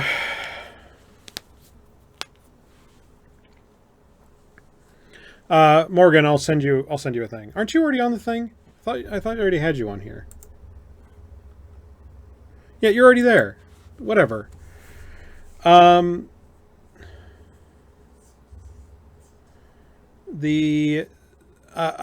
do expect that. Jesus freaking crap. Could you just like fall to the right spot and not be terrible? That'd be so cool.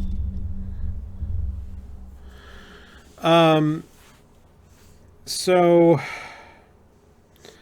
I expect Plex to fall because of cache demand, right? I think the picture in cache is going to drive the price of Plex down, right? We're going to see a supply bump with Black Friday, or Quant is going to troll me and everybody else and not do a sale, and we're going to see things go panicky. Just to make me wrong. I love it when they do that. And then the skill injectors, I think there's a lot of zombie farmers just liquidating out of it, because with alphas the cost picture got cheaper, and that's a little bit complicated in that you can extract alpha skills, and there are ways to cheat it so that you get like 30 or 40% more stuff, or you can get alpha stuff for free or something. I'm not quite sure on the technicalities of it, but like, and alphas basically produce you a free clone anyway. So that's I think that the prices are going to go down, but once they settle post Ascension, and I wouldn't even really want to get into the skill trading market in a long-term picture before the new year. But that's just me, because I tend to be really conservative on those. When the picture is bad, it's really hard to jump in. Without a shorting option, without a stop option, there are no tools to cover your ass, is my problem.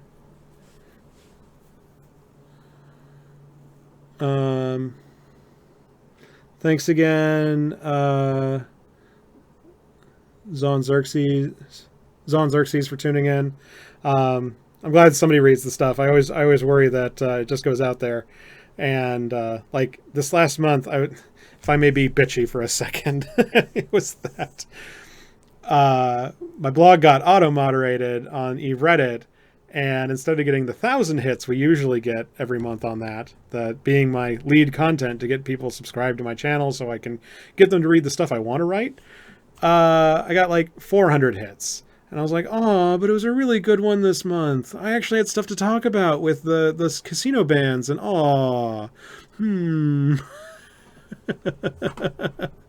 So I do enjoy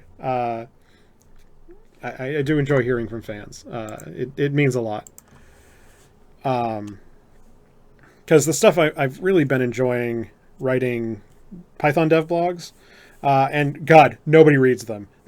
Nobody reads them. Okay, Fox4 reads them, and my boss reads them, but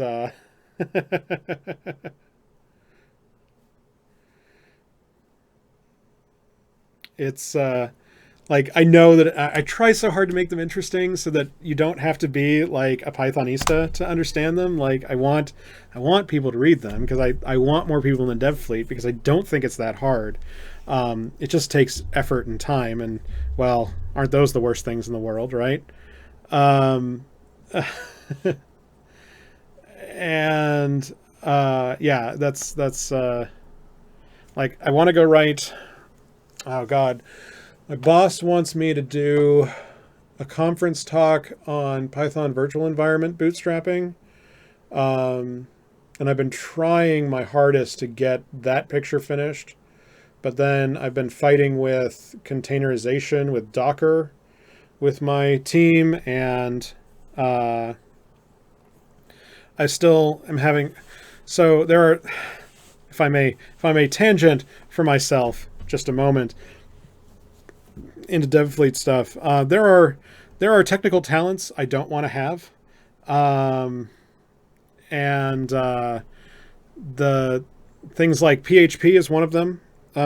Things like Ruby is one of them, and things like Unix management are like 3 skills I just don't want to have, because it's cheap to find somebody who has them. I'm going to do a shitty job, and I'm going to hate doing it. Like why should I burn my effort and time, burn out on something that sucks when somebody else has solved the problem? So it's if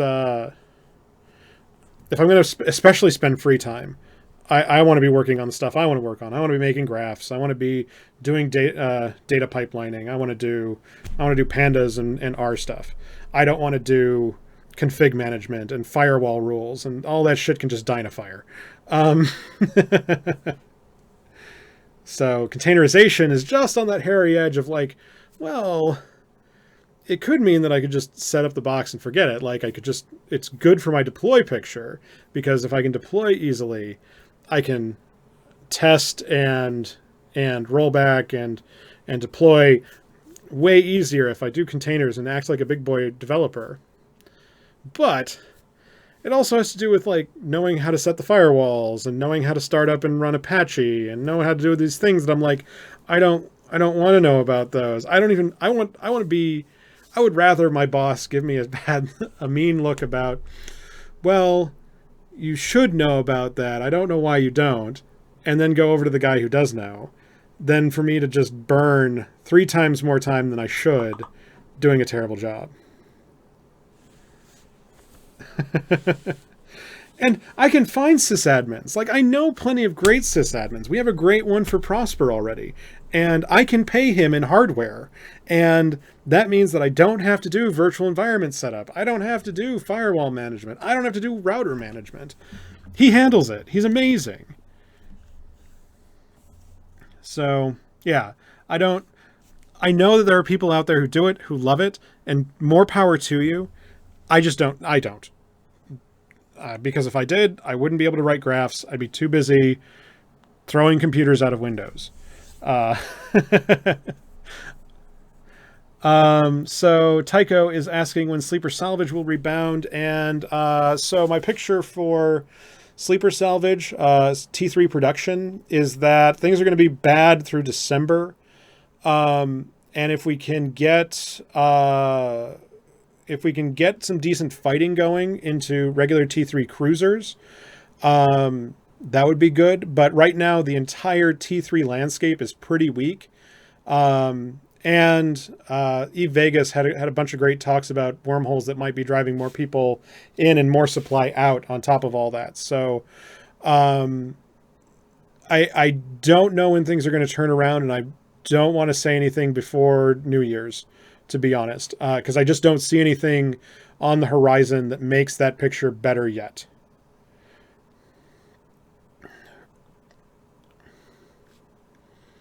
PI question, how sensitive?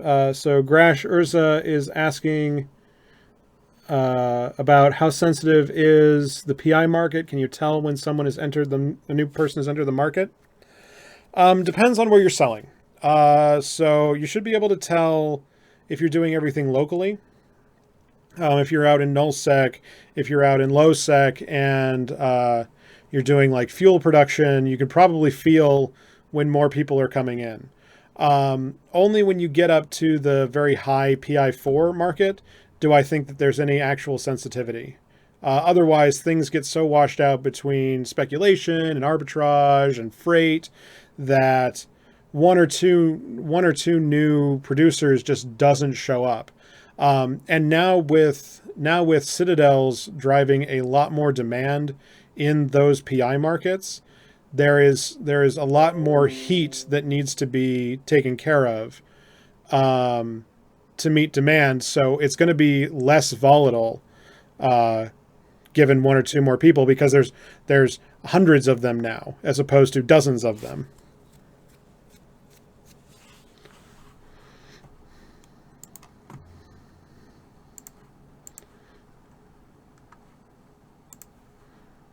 Let's see. Do we have other questions? Other questions.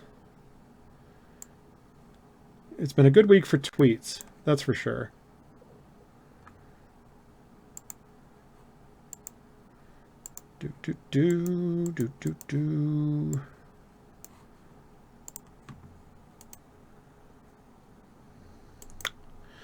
Icon9911 is asking if there is a place to go for recommending items for manufacture.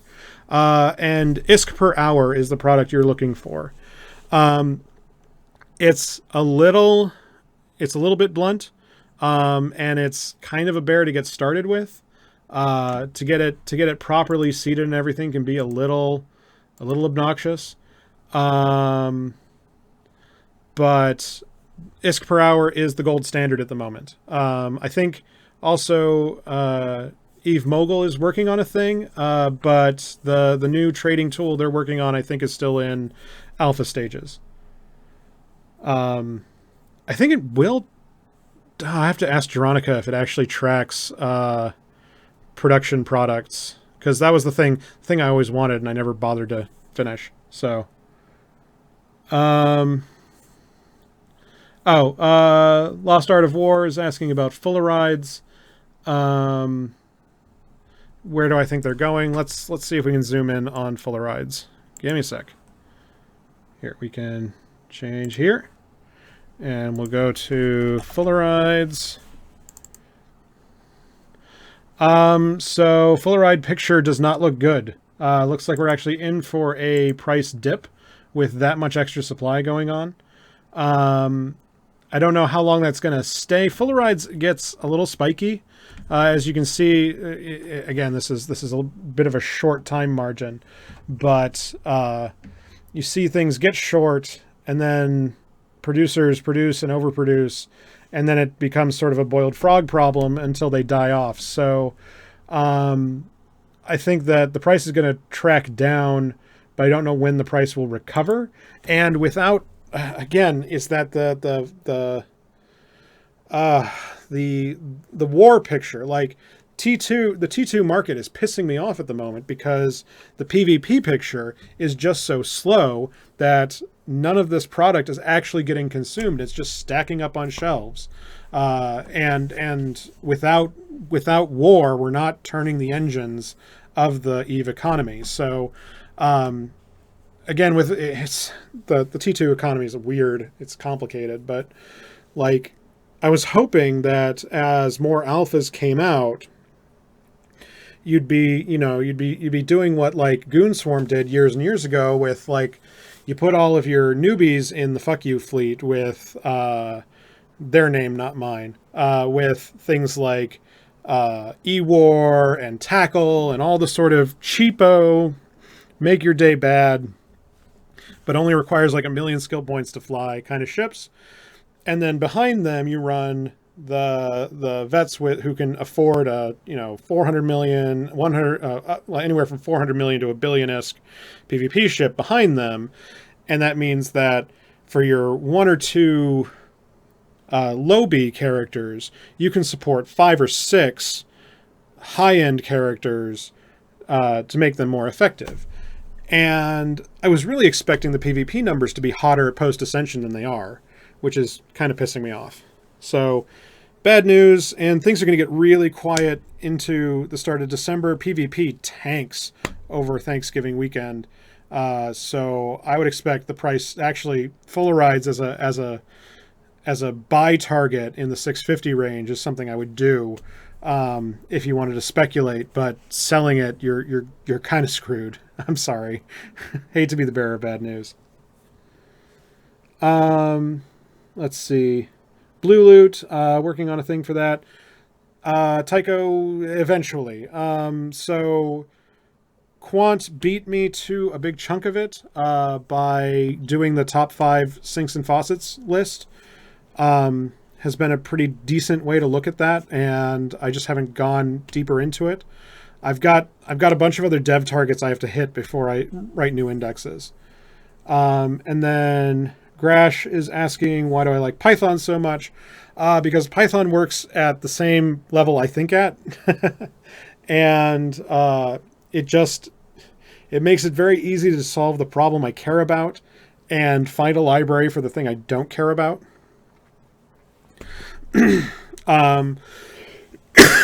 It's also very fast to stand up and solve problems. Like I hate compiled languages. I can do them. I wrote C for years, but I hated every fucking second of it. And if I have to write one more smalloc command, I will floss myself to death with razor wire. But like Python just lets me say, oh, I need to cram this into a data frame, and I need to rearrange it, and I need to push it out to this REST endpoint, whatever, do all the stuff that I can get a lot more done in Python than I can in any other language. And it's really, really easy to deploy on any platform with it. So, yeah, it's not perfect, of course. There are a lot of problems. If you're a newbie, you hate the white space tabbing, even though the white space thing I think is a fucking godsend. If you're a vet, you hate the fact that the global interpreter lock is a fucking dick. So multi-threading is a bitch and a half.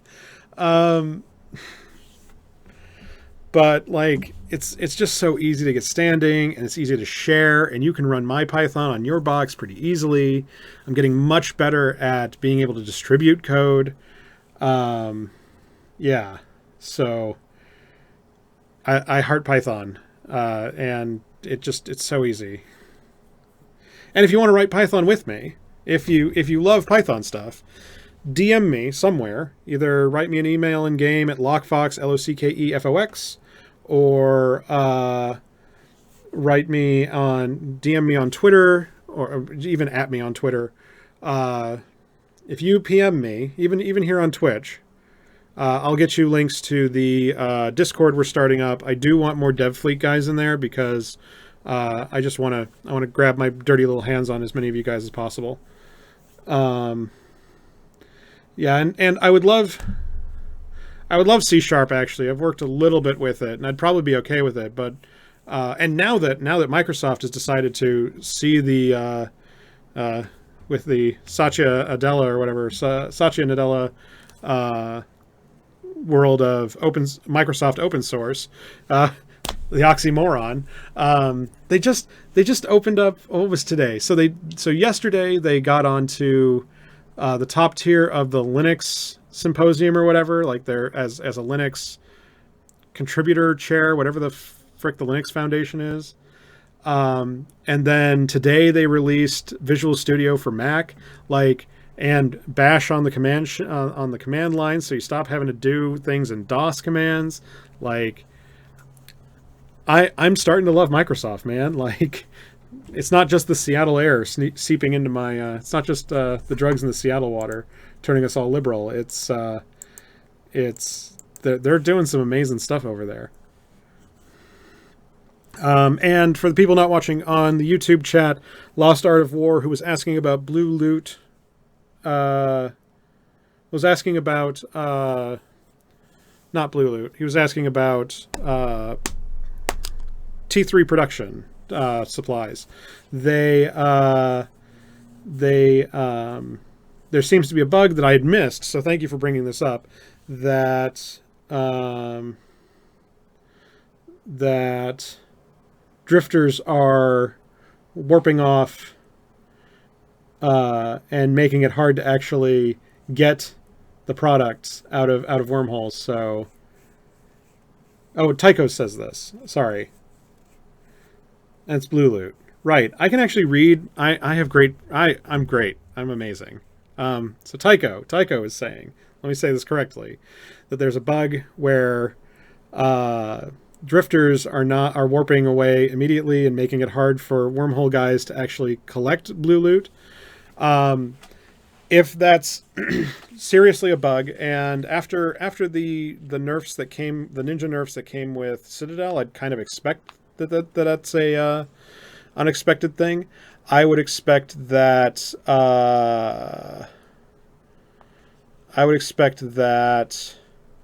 that gets hot fixed if they can in the next 2 weeks. So yeah, I don't expect that to stick, because if they're just warping away and you can't do anything in wormholes, that's bad for wormholes. Like, that's really bad for wormholes, and I would hope that there's a hot fix this next week. But again, it's a bad season for software development, just because of the time of year.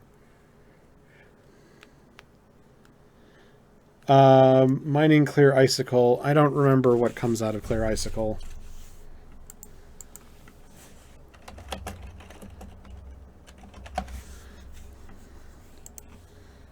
No. No, give me the information about it. Clear Icicle is helium. Well, let's go look at helium.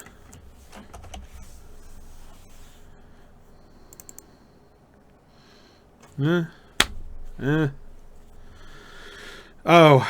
that's a Mars stuff, I actually expect prices to go up because I think they're too cheap, and with the supplies being as weak as they are, I think that the price is due to go up a bit. So yeah.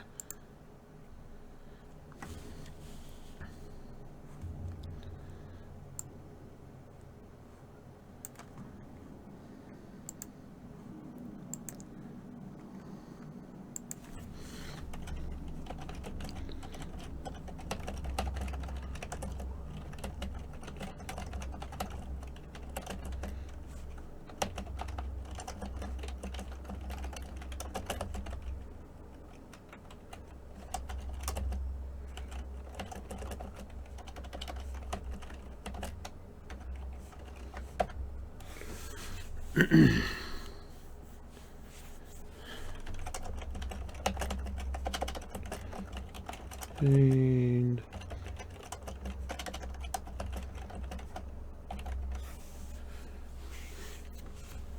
yeah, because I mean it's bad. It's bad for the content of wormholes if they let it stand. And yeah, the blue loot thing I think should get fixed. I just don't know. I don't know when. That's a software release problem, and it could be fixed on Tuesday, or it could be two more weeks. So yeah, I would. And if you're holding Clear Icicle, I mean, if you can hold it 2 weeks, you might want to, but I don't know. Just sell it when you can sell it. And when it comes to mining, I don't like stockpiling. When it comes to industry, I think that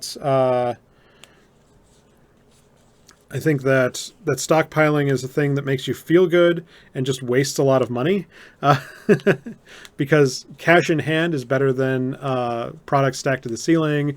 And if you start stockpiling it, then you have a problem of freighting it if you didn't freight it already, and and then you're worried, did you actually get the peak of it or didn't you? I find it better just to get paid today than to worry about the shit. Now, I do a bit of stockpiling when I expect to see an actually exploitable period, but I do that very rarely. Like whenever a burn Jita happens, I like to stock up on minerals because everybody panics, the prices go down, but the prices return when everybody comes back from the thing. And so there are a couple of plays you can do with the time skews for production, or just by sitting on the minerals themselves, where you can ride out the speculative bubble and make the money. But if you weren't going to trade it already, like if you weren't going to use that as a market play for its own margin,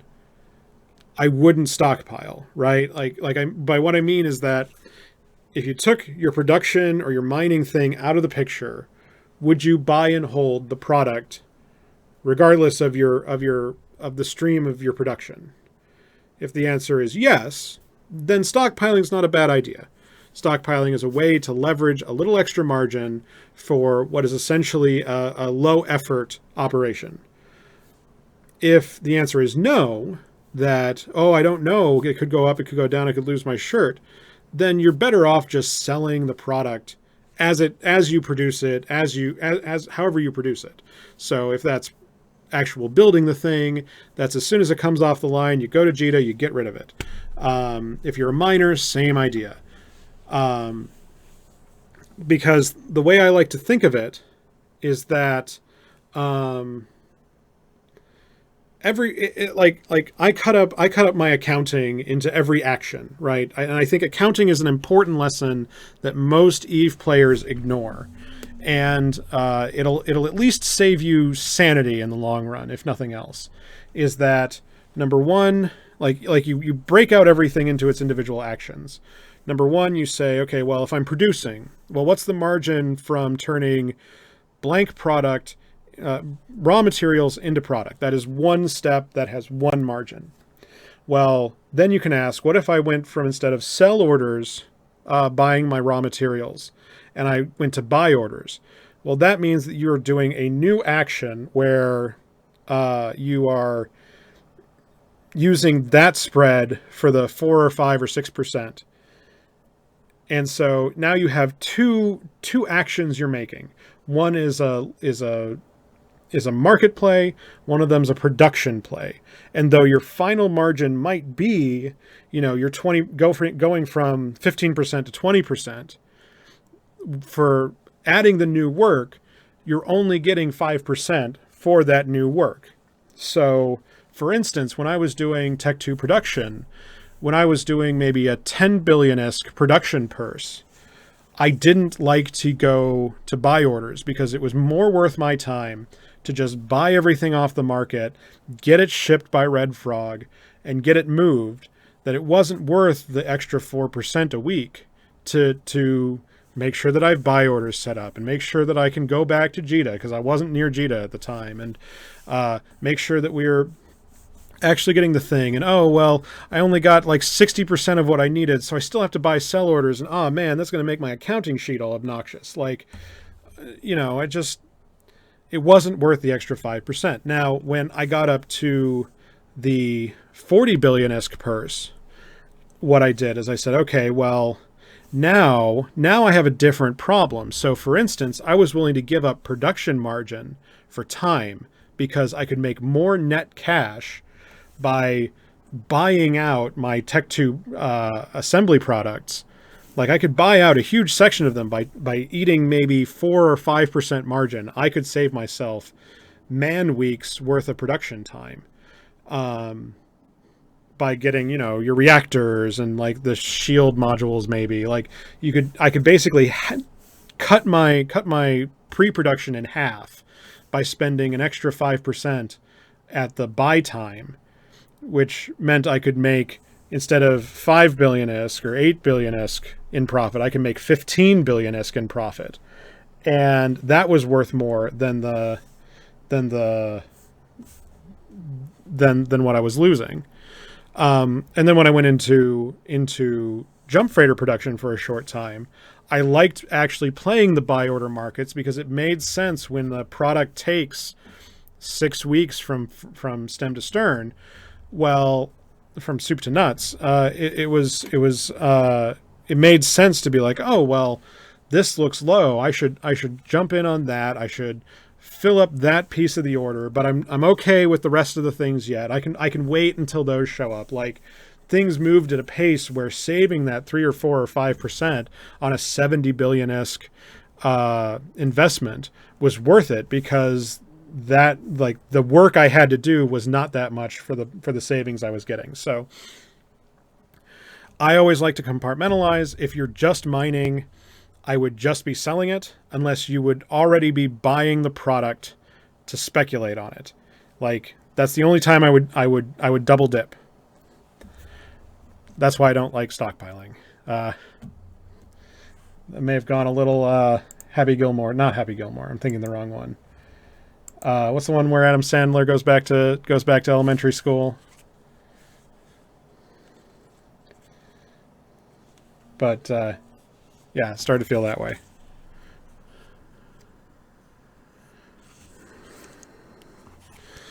Let's see.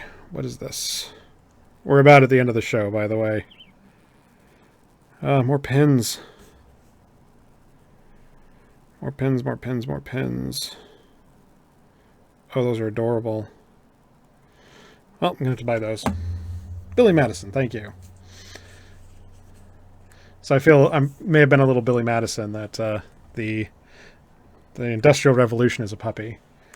But yeah, separate your accounting. Accounting set me free. Okay, like it sounds boring and dumb, but actually writing it down and tracking it will save you so much in the long run. You think you're doing it right, and you put down all the numbers. And you're like, oh God, there's like 10% I'm not making because I cut some corner somewhere.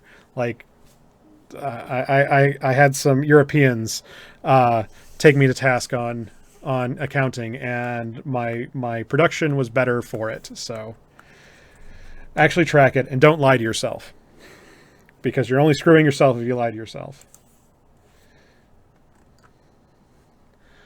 So that's going to have to end the show. Again, follow on all the things.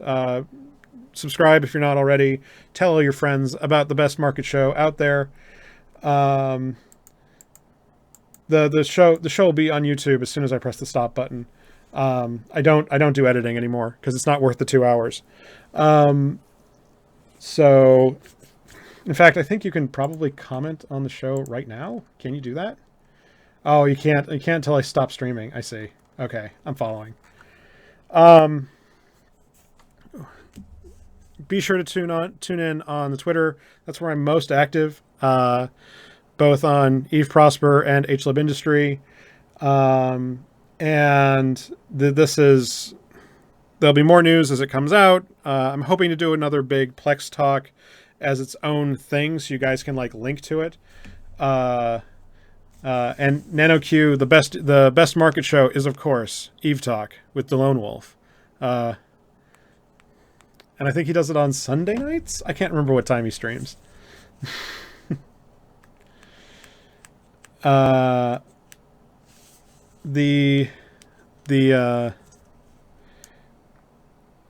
I have plans. There are going to be things. I'd like to do like I want to do a 1,500 word blog guide and 30-minute YouTube video together that tell you everything you never wanted to know about Plex, so that I can like be the definitive guide forever and finally tell all the people who write bad posts about Plex, like, I don't know, starts with A and ends with Shtarothi.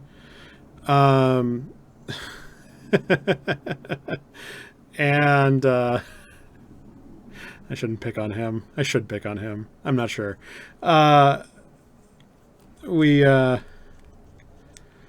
So you guys can know what you're doing, and then I can spoil the thing forever by actually telling what people do. And I don't know, Icon 911, I don't know if you'll have to ask Jeronica about that. I know he's tracking everything. I just don't know. I haven't done the math on the new stuff. If you're doing production, you really should be doing it in ECs. But as far as how to do production in ECs, I am, mea culpa. I have not had any time to be in game. So I am way behind, and I'm just getting further behind. Like, I don't even know what the main meta is. The only thing I know is what the tools tell me. Like that's the only thing that keeps me up to date is going like, oh, that's like that I've trained the computer to tell me when things are weird. And yeah, don't tell anyone to kill themselves. Please don't. Jesus fuck.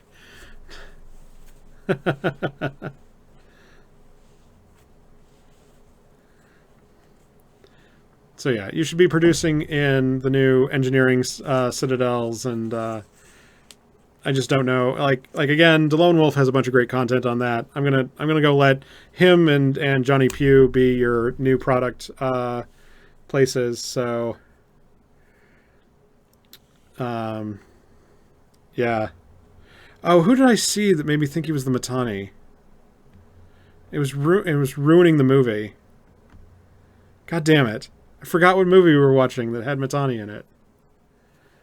It was awful. Oh, Saturday Night Fever.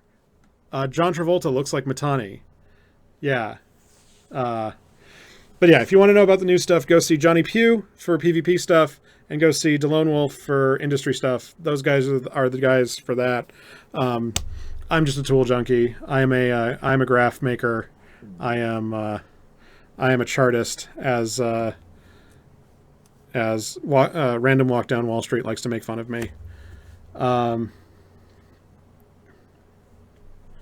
So I'm going to go and end the show here. Thank you, everyone who tuned in. It looks like we had a pretty not bad turnout. A little thin, given the... I was expecting to go over 60 with the new stuff, but maybe not yet. So thank you, everyone. I am completely beat, and my voice is dying. So, and I think I'll be on somebody's stream for Rock Band tomorrow. So go see the tweet thing for that. So thank you, everybody. I'll be back. Fly safe. Make a ton of money.